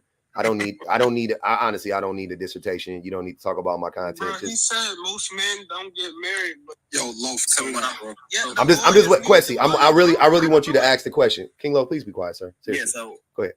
So what I'm saying is overall, it seems like you tend to, I don't want to use the word attack. That's not the right word, but for lack of a better word, overall you seem to attack men. Okay. And I'm just curious where this idea of men in general is coming from. From the numbers. once again from the actual from history, from our reality. That's where it's coming from. The same thing that made me say this, that I could prove it on paper that most men aren't marriage minded, and I guess to some extent at least, because most men ain't married. I could prove that like men are violent. Men are the most violent. Men manipulate the most. Men lie the most. Men hurt the most. Men harm the most. Men are the reason why they get divorced the most. They're the reason why they break up the most. They neglect the children. Like all of this stuff is documented. So I don't know where are you getting the pushback from is my question. Because this is stuff that I try, because like I said, a lot of your standpoints you can't argue with them. It's not like you're saying something wrong. Mm-hmm. It seems to me that, like you said, you see a lot of this stuff from the media. A lot of stuff is from the media, and the media is very cherry picked a lot of times. So wait. Quessy, where did you get that? I just said the opposite. I said the numbers show it. I didn't say the media. It's not my perception. It's the reality. I was talking about previously when someone asked you a very similar question, and you said, where are you seeing this stuff? You said the media. It's all over the media. No, I was asking him, where is he seeing men? Where is he seeing this idea that men are like marriage minded, like where men are pushing marriage? That's what I was asking. Because that you would only see that in the media or interpersonally or the media. There would be no number to, you know what I mean? Like, what do you mean? Right. So specifically speaking, that conversation when you were saying it's all over the media that men aren't marriage minded, then you specifically brought up music, and then he brought up something about television, like it combats what you were saying, that the music does in fact promote a whole bunch of other stuff that is opposed to marriage, but then he brought up that the TV shows didn't necessarily do that, especially in the early 90s to the 2000s. They didn't do that.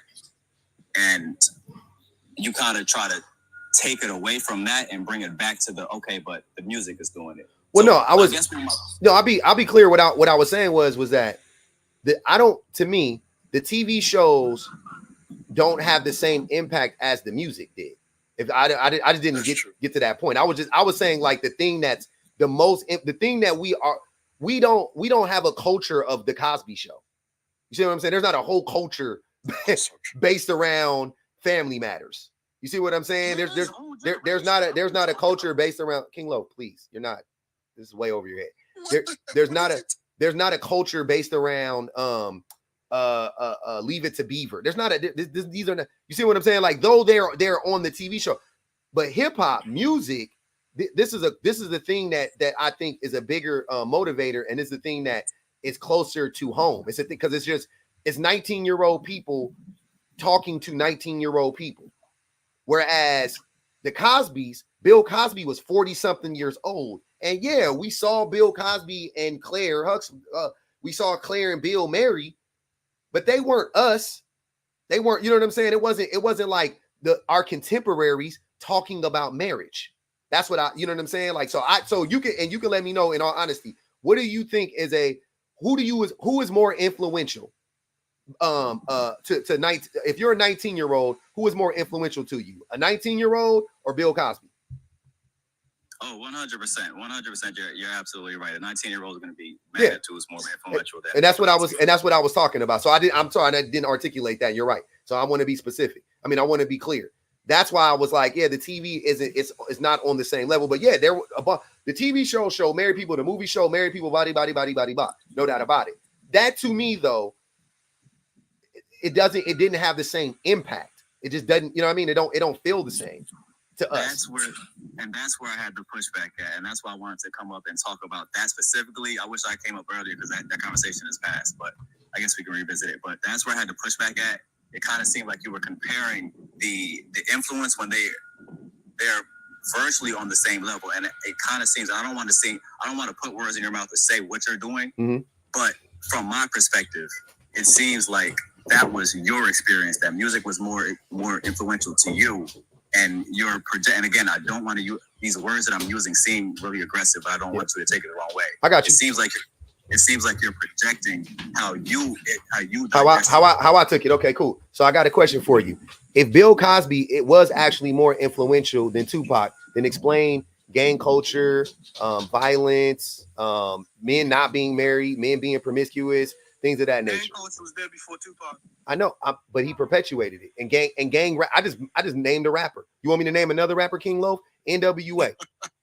I can keep going. I can name a bunch of rappers that perpetuated gang culture, right? So what I'm trying to figure out is if Bill Cosby and Family Matters and the show Rock and Leave It to Beaver and Lucy and all that stuff, I Love Lucy and all that, if these things were so impactful, and this is just what I saw, this is just my influence, the Fresh Prince of Bel-Air, if these shows were more influential than the music and the culture of hip-hop, then why doesn't it show up in our society in that way? But I think it does, because you also did mention something about how men are the most violent, which in comparison to women, 100% they are. 100% they are. Mm-hmm. But when you take the statistics as far as and I looked this up, I think it was from 2019 to 2014, mm-hmm. the amount of men that went to prison for violent crimes was about, what was it, like,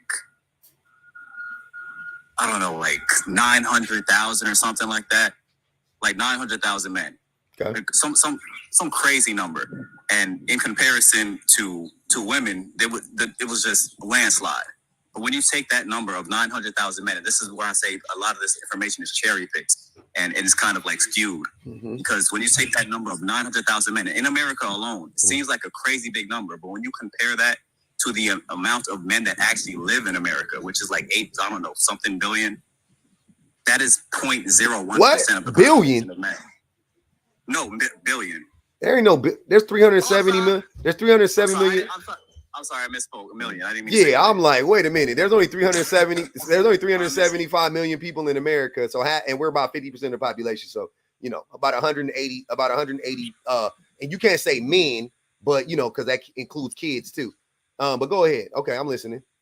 But I think, Kwesi, what you're doing is, though, the conversation is already off. It's not cherry pick. You're cherry picking, because what you're doing is you're basing it on people who were convicted of crimes. People who do most crimes get solved? Absolutely not. Do most crimes get reported? Can't really speak on that. They don't. No, they don't. They're easy. They don't. Most crimes don't get reported. So most crimes don't get reported. Most crimes don't get solved. Only 2% of crimes get reported worldwide. So therefore, having this discussion based on the 900,000 that got arrested or whatever the case may be, that is literally the definition of cherry picking, because it wouldn't represent the majority. And I can grant you that, but even if you 10 times that number, mm-hmm. it's still less than 30% of the male population. But it's more than 10 times, though. That's what I'm saying.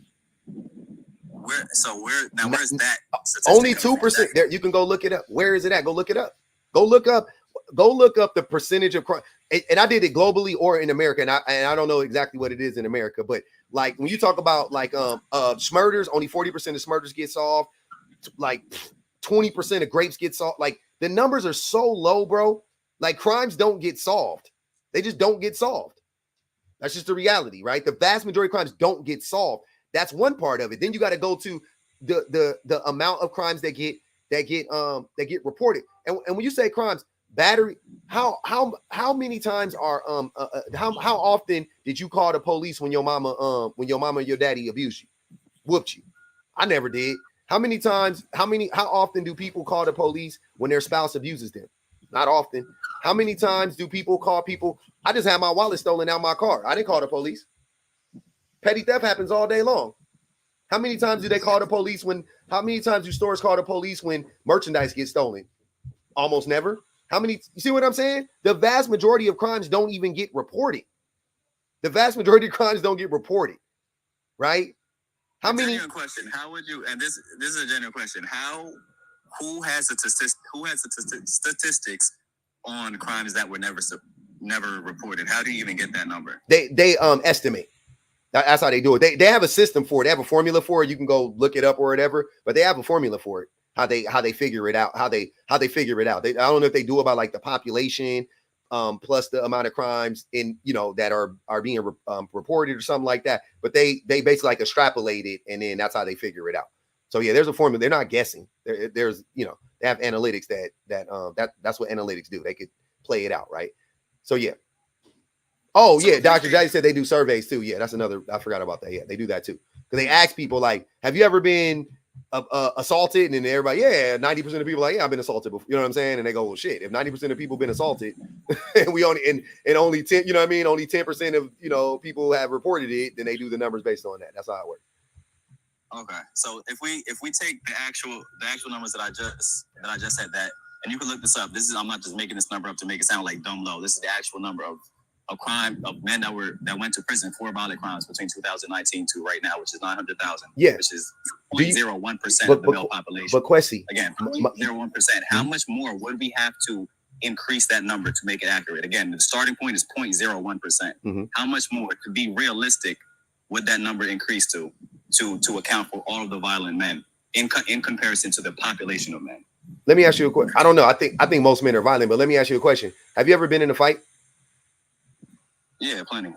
Me too. Motivational. Have you ever been in a fight? You were in the military. You've been in a fight. Low key. Have you ever been in a fight? Yeah. Jay, have you ever been in a fight? Yes, sir. Okay. So we've all been in plenty of fights. All of us. I've been in a ton of fights myself. So we've all been in tons of fights. Did you report any of them?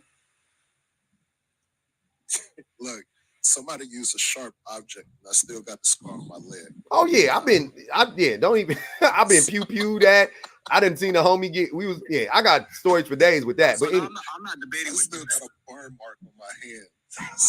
but Kwesi, I think the point you're trying to make is the majority of men aren't violent, but we know that that's not true. The majority of men are actually indeed violent. No, so humanity is violent. No, Period. humanity isn't that violent. Men are that violent. Don't do that.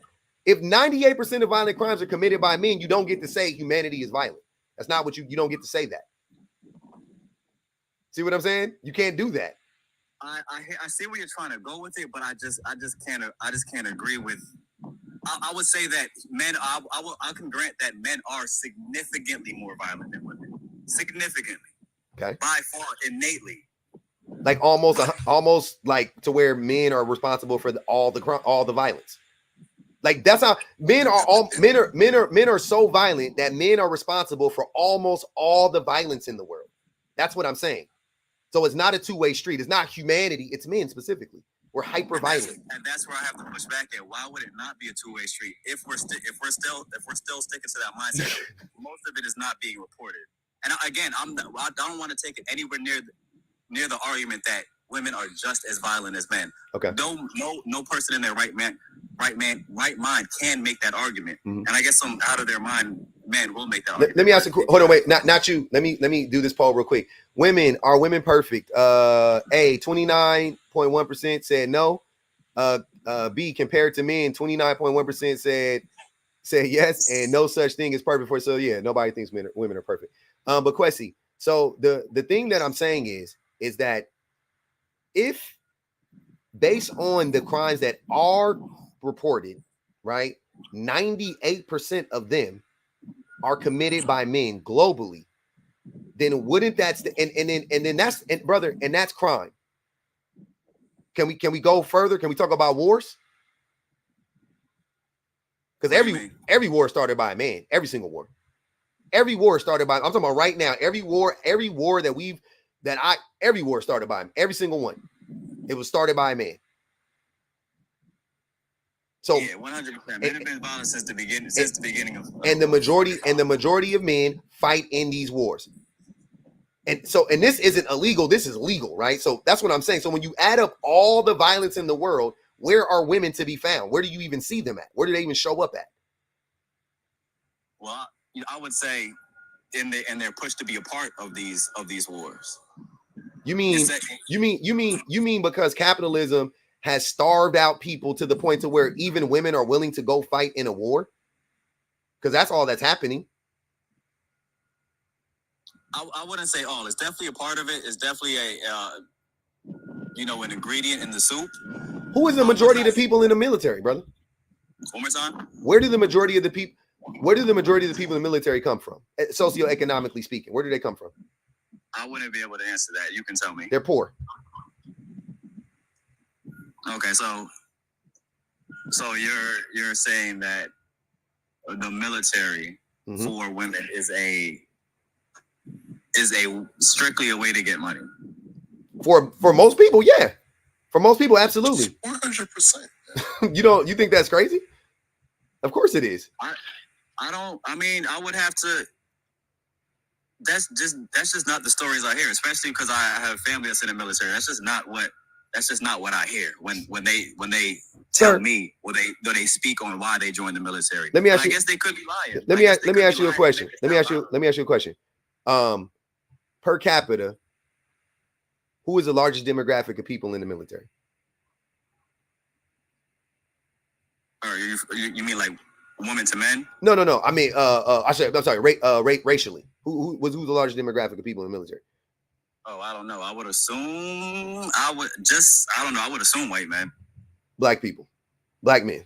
Oh, really? Yeah, per capita is black men. Yeah, I think like 30-something% of the military is black, but we only make up 15% of the population, so we're overrepresented in the military. Just same thing with the prison industrial complex. We're the majority of the prison. I mean, we I think we're like 45% or 40-something% of the prison industrial complex, but we only make up 15% of the population, right? Or it might be 30-something%. I can't remember exact numbers, but it's basically double what we who we are, right? I mean our numbers in society, right? So yeah, so per capita there are more. You will find more. There are more black people in the military per capita than white people, than any other demographic of people in this country.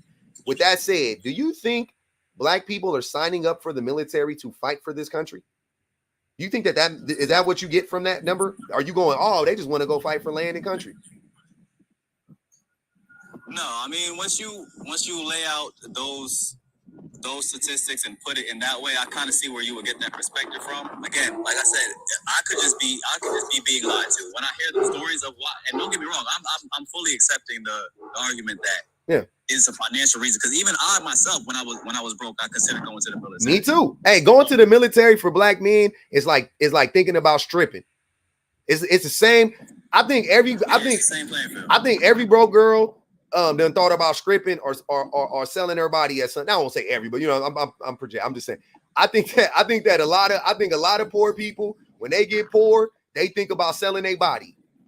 That's all I'm saying. That's something we all think about. I thought about the military for 15 minutes too.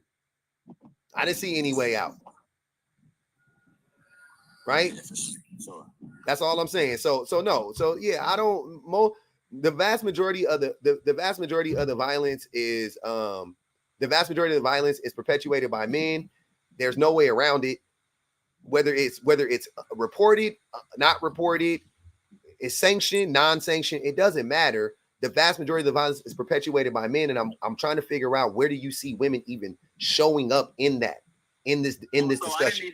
I didn't even really want to bring women into this, because it's really no need to, because like I said, in comparison, it's a landslide. They're by far not as violent as men. The point that I was trying to make is that I don't believe that the majority of the world's men are the violent ones. I believe that the violent men that do exist are kind of put on they're kind of put on, I don't want to say put on a pedestal, because that's not necessarily what's going on, but they are highlighted a lot more, because no one pays attention to the men that are in the tech. The thing that I hate about this argument is that you have 1, 2, 3, 4, 5 men up here, and we're all violent, all of us, based on our history.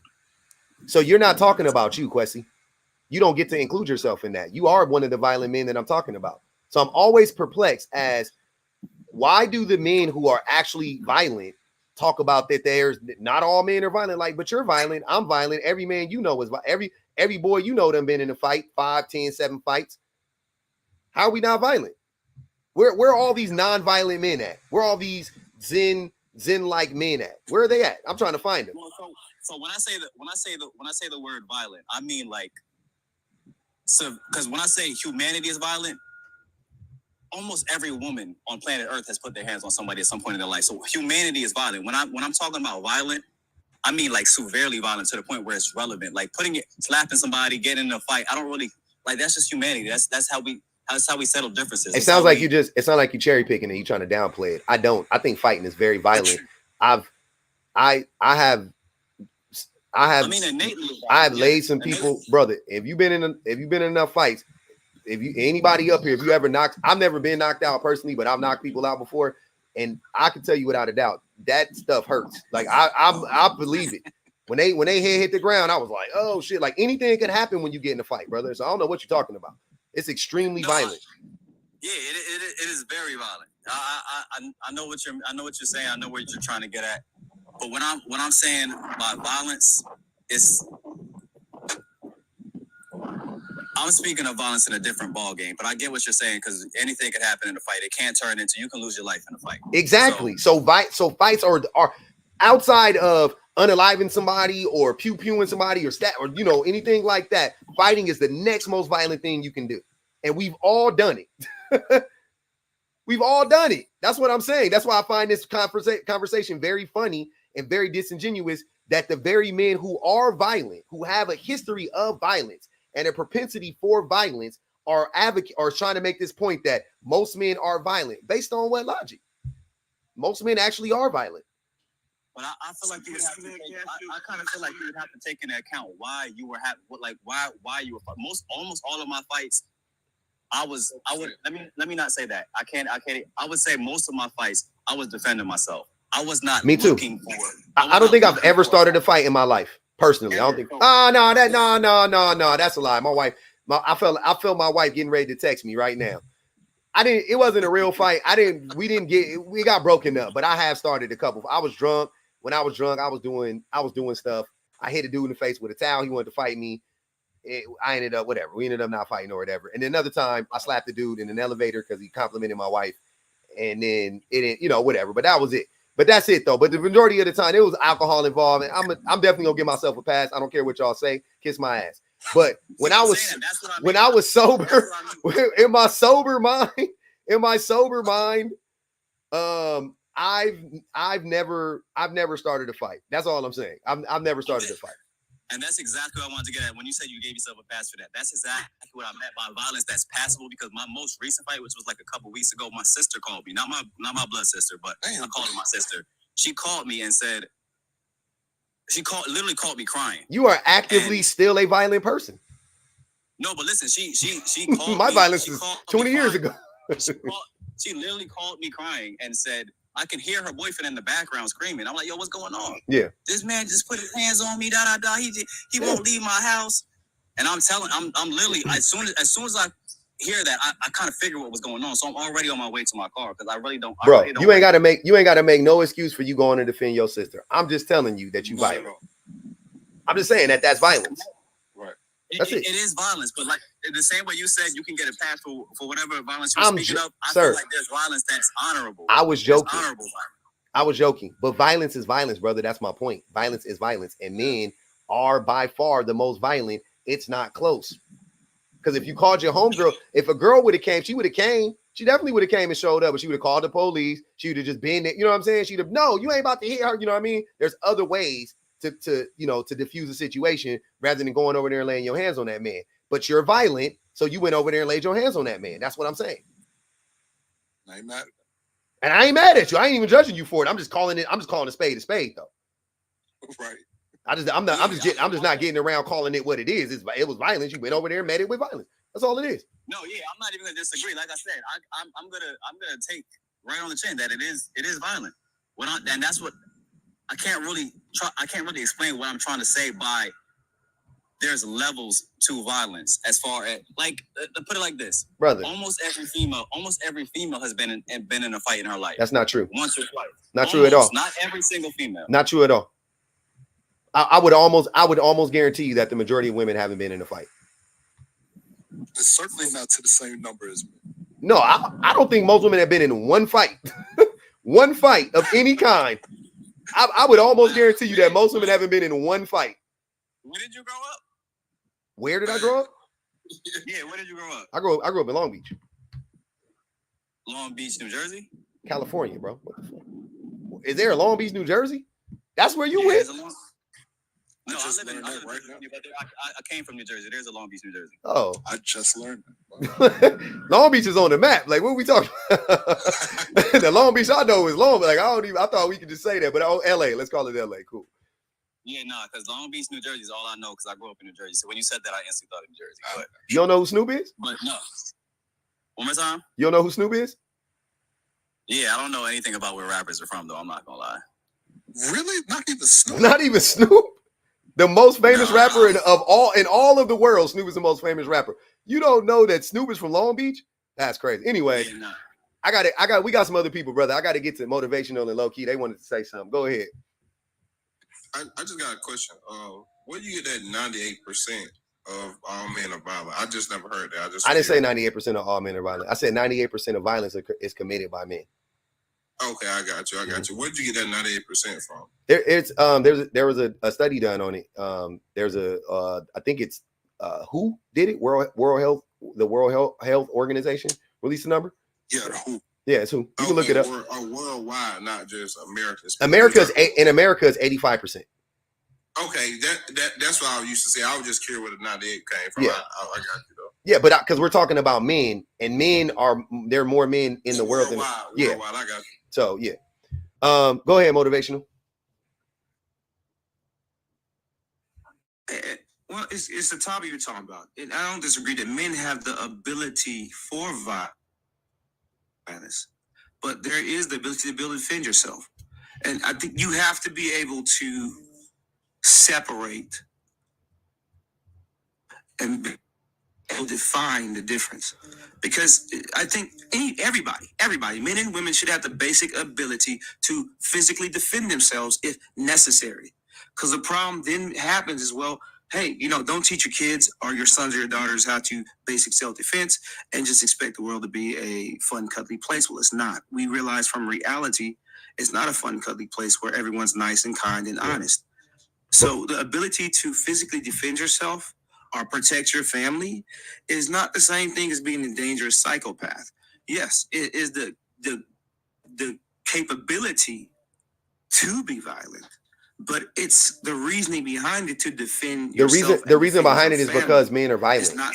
Motivational, you're missing the point. The reason behind the violence is because men are violent. If men stop being violent, then we wouldn't have to teach people hand-to-hand combat. We could spend our time learning how to read books and pick dandelions. But wait, let me read the super chat, brother. Hold on, brother. It ain't about the world being, sir, it's not about the world being perfect. Your example would also lean into the world's not perfect, because how do you teach everybody hand-to-hand combat? The world ain't perfect, right? It's just as hard to teach everybody how to fight as it is to teach everybody not to fight. It's the same thing.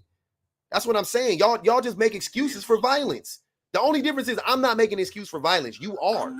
I'm making excuses. I'm based off reality, brother. That's not reality. Do most people motivational? Do most people know how to fight? Prisons exist. The reasons why. That's a stupid quote. The reason why most hold on, wait. Let me read this, because crime and violence are two different things, by the way. Of the offenders for whom gender was known, 90.3% were males. FBI spent homicide data. According to U.S. Department of Justice, nearly 99% of sexual assault perpetrators are male. So 90.3% of perpetrators of unalivers are male. 99% of sexual assaulters are males. So just where do you see women even showing up in these numbers? You know what? Go ahead. I'll give you another one. America. Hold on, brother. Let Jay go. Hold on, let Jay go. Let Jay go, please. Different. Let Jay go, please. Yeah, I think he got a bit of a lag. It's okay. Yeah. So in America alone, America has the most serial unalivers than any other country in the world. And of that number, we, as a matter of fact, I think we outpaced the rest of the country by like 3,000. Of course.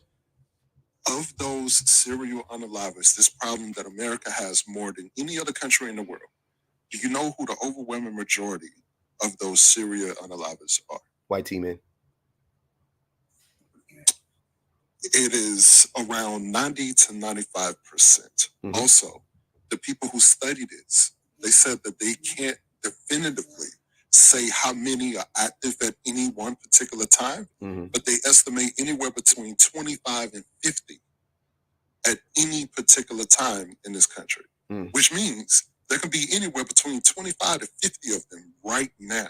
And when you look at that and you know that it's between 90 to 95% of men being under this description, it's hard to have these conversations and say, who is doing this the most and who should be addressed the most because of it. It's crazy. It ain't even that hard. And the thing that I don't like is when y'all say, I agree. And I know that okay, then cool. Then why are we having this? Hold on, motivational.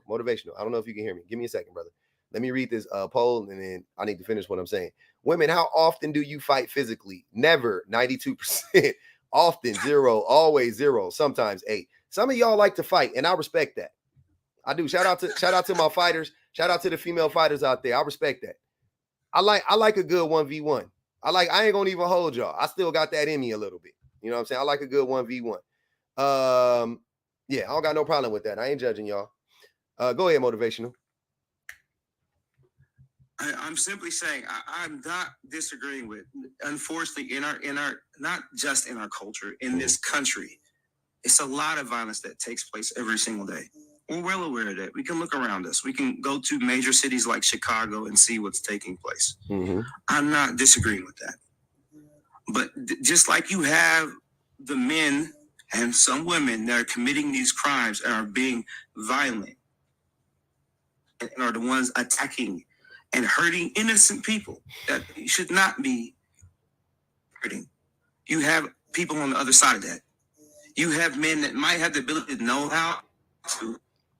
Yeah. And you got men even the men on the other side of that are violent though, motivational. Between those individuals. I'm Brother, not saying always. I know, but you guys missed the point. Hold on, brother. The men on the other side of that are also violent. The men who are trying to attack are violent. The men who are trying to like Kwesi trying to defend his sister or whatever the case may be. I don't want to use him. I'm sorry. The men who, just because he, in that instance, it was noble, but like me, I've stepped up and defended people and we fought or whatever. And we whatever we had to do, but I've also fought over petty stuff.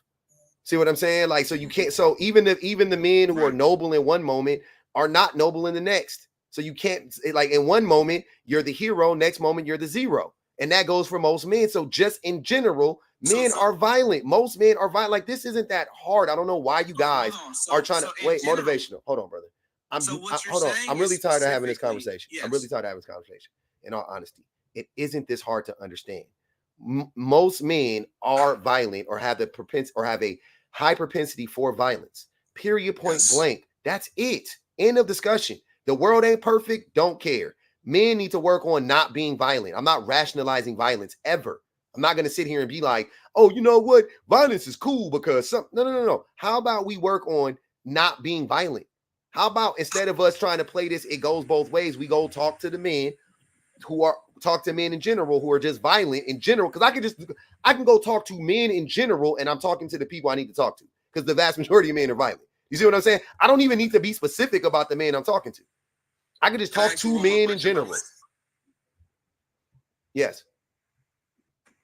So one more question. Do you think that men should be harmless? Yes.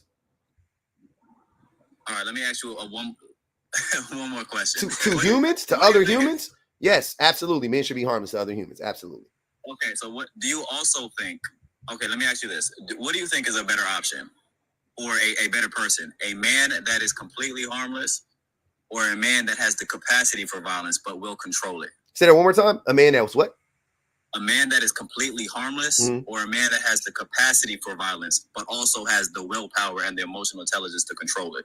The man that's harmless, because the thing with violence is, the thing with violence is, brother, trying to control violence is like trying to control crack, like trying to control the crack addiction. Trying to control violence, and I'll use this analogy again because it's a great analogy, and I love the movie and the books.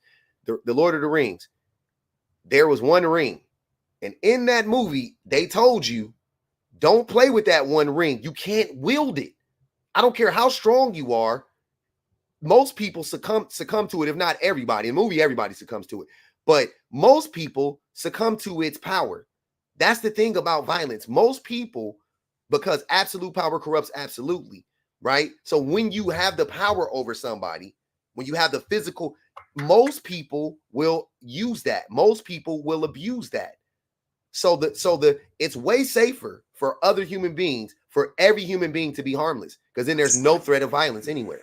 Oh, so I didn't mean all human beings, because obviously if all human beings were harmless, there wouldn't be a need for that question because there would be no violence. What I meant by a singular man in a population, would it be beneficial to be the harmless man?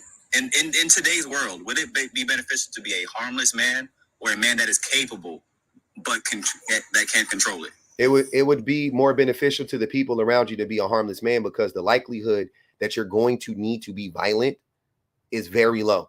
But the likelihood that you may hurt the people around you is 1,000 times higher. Well, why? So with the statistic that you just gave, that most men are violent, how would you be able to protect the people around you as a harmless man? Hold on, you just missed the point. You missed it. Listen again. We got to do it based in reality, like the likelihood of things happening. The likelihood that Kwesi, Motivational, Jay, Low-Key, the likelihood that any of us are going to be attacked henceforth is really, really low. I'm pretty sure I'm going to go the rest of my life without ever having to fight again. I haven't fought in over 20. I would like to believe that. In over 20 years, I'm perfect. I'm almost 1,000% sure I ain't gonna have to fight ever again. Right? Okay. Hold on. Mute Quest. You got a lot of background noise.